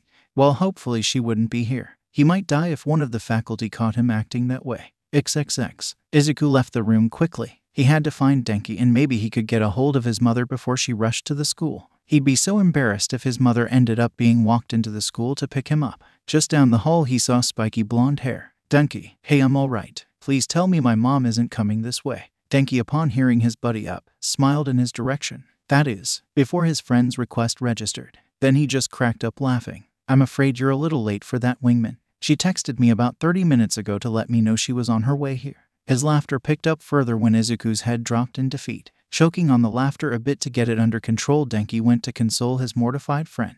Hey, come on, I bet we can meet her at the gate. Let's go grab your stuff from the locker room and then we'll head over there as quick as we can. Maybe we'll cut her off before she can call a teacher on the intercom. Izuku perked up at that and with a plan in mind nodded to Denki. Right, let's hurry. I'd rather not of my mother coming to pick me up. Be one of the first things a future teacher thinks of when I come up. XXX. Unfortunately, the locker room turned out to be a bust. The lockers were already empty when they got there. They found an examiner nearby, but he just told them that they'd have to ask a full-time faculty member in order to find out what had happened to Izuku's things. With that bust, the two of them started back to the nurse's office to see if they could ask Recovery Girl if she had. On the way there, Denki received a text. He gave Izuku an apologetic smile. Sorry, Izuku. Looks like she's already in. A teacher went and got her from the gate. Izuku's head fell with a cloud of depression surrounding him. His dead eyes turned to Denki. Let her know that we're going to the nurse's office to see what happened to my stuff. Denki tapped at his phone for a bit. Done. Well, we could try limiting the damage and hurry there. If she doesn't meet Recovery Girl, then she doesn't get to find how bad your injuries were. Speaking of, you're gonna have to fill me in on what happened. Once more the two double-timed it. Izuku definitely didn't want his mother to find out how bad he'd hurt himself. Just because she was supportive of his life's goal didn't mean he was eager to find out what her limits were. XXX. Almost back to the nurse's office, and the two boys came upon a gaunt man with bright blue eyes. He was carrying Izuku's things, and upon seeing the boys started walking their way. Meeting the man halfway, Izuku was quick to offer gratitude. Thank you for bringing my things, sir. I should have asked before I left the nurse's office. I hope it wasn't too much trouble. The man handed over Izuku's bag and phone before shaking his head. It's no trouble. I was passing by and Recovery Girl asked me to take these to you. Hope you get in, young man. The blonde man gave Izuku a thumbs up and was going to leave until he caught movement out of the corner of his eye. I-I-I-Z-Z-U-U-U-K-U. Inko Midoriya slammed into her son like a freight train, wrapping him up in a hug and then looking over every inch of him. Oh baby, are you alright? I was so worried. When Denki let me know that you were hurt, I wanted to come right over. He told me it wasn't that serious, but I really wrestled with staying at work. Oh my poor sweet baby, where did you get hurt? Izuku's face got progressively redder with every moment of his mother fawning over him. Ah, sweet motherly love. There's nothing more beautiful. It's turning me on a little bit. Heads flashed to the origin of that particular comment. Oh crap, it just had to be her. I've gotta go before this gets bad. That's midnight. The R-rated hero. Damn, that costume. And Midnight Sen, isn't that inappropriate? There are children here. The Midoriyas and Denki's face were all beet red. The woman in question just laughed off the question. Upon noticing All Might, however, an inquisitive gleam entered her eyes. "Oh, and what brings you out here, Yagi-kun?" Now All Might found himself the center of attention. Double crap. Well, better try and bite the bullet. Midnight loved trying to get a rise out of him. Flustering the symbol of peace was an accomplishment in and of itself. "I was just returning young Midoriya's things to him. Excuse me, I should be going." "Oh, All Might, a sudden retreat?" Now Midnight was eager to discover something juicy. "Well, aren't you just a sweetie? Such a caring member of our faculty. Always eager to help without even a word of thanks." At this, Inko's flush lessened and she gave a short bow and smiled at All Might. "Thank you, Yagi-san. I'm glad to know that Izuku will have such a compassionate teacher looking out for him." "Midnight, you clever girl." All Might was looking a little ruffled. Midnight's grin morphed into one of the cat who caught the canary. "Not sure what's gotten into him, but this is delicious." The great All Might brought low by the charms of a simple working mother. Hediha. All Might was faced with a repeat of his last encounter. The ghost of his master wasn't influencing him this time, but the woman still threw him off kilter. He wasn't sure if it was her resemblance to Shimura-sensei or her own genuine gratitude that made him falter. Perhaps both. But regardless, this certainly was an odd predicament. He had never had any problems dealing with attractive women in the past. And of course it has to be Midnight that witnesses me becoming a stumbling mess. As seriously, it was no trouble. "There's no need to thank me. Anyways, I have some curriculum to look over." "Yes, that's right. Anyways, pleasure to meet you and good luck with your exam scores. Bye." With that, he booked it out of sight. Midnight's eyes shining as she watched her colleague flee. Oh, this was good. Well, I should follow my fellow teacher's example and prepare for the future year. I hope to see you boys in the coming school year. Ta-ta. The shine in her eyes and the not-so-subtle cackle as she followed behind her fellow teacher left the other three a mite concerned for Yagi-san. Okay, sadly the chapter is over. And if you enjoyed the video, just leave a like and subscribe with post notification, so when the next chapter is ready, you will be notified. Okay, see you in the next video. Bye.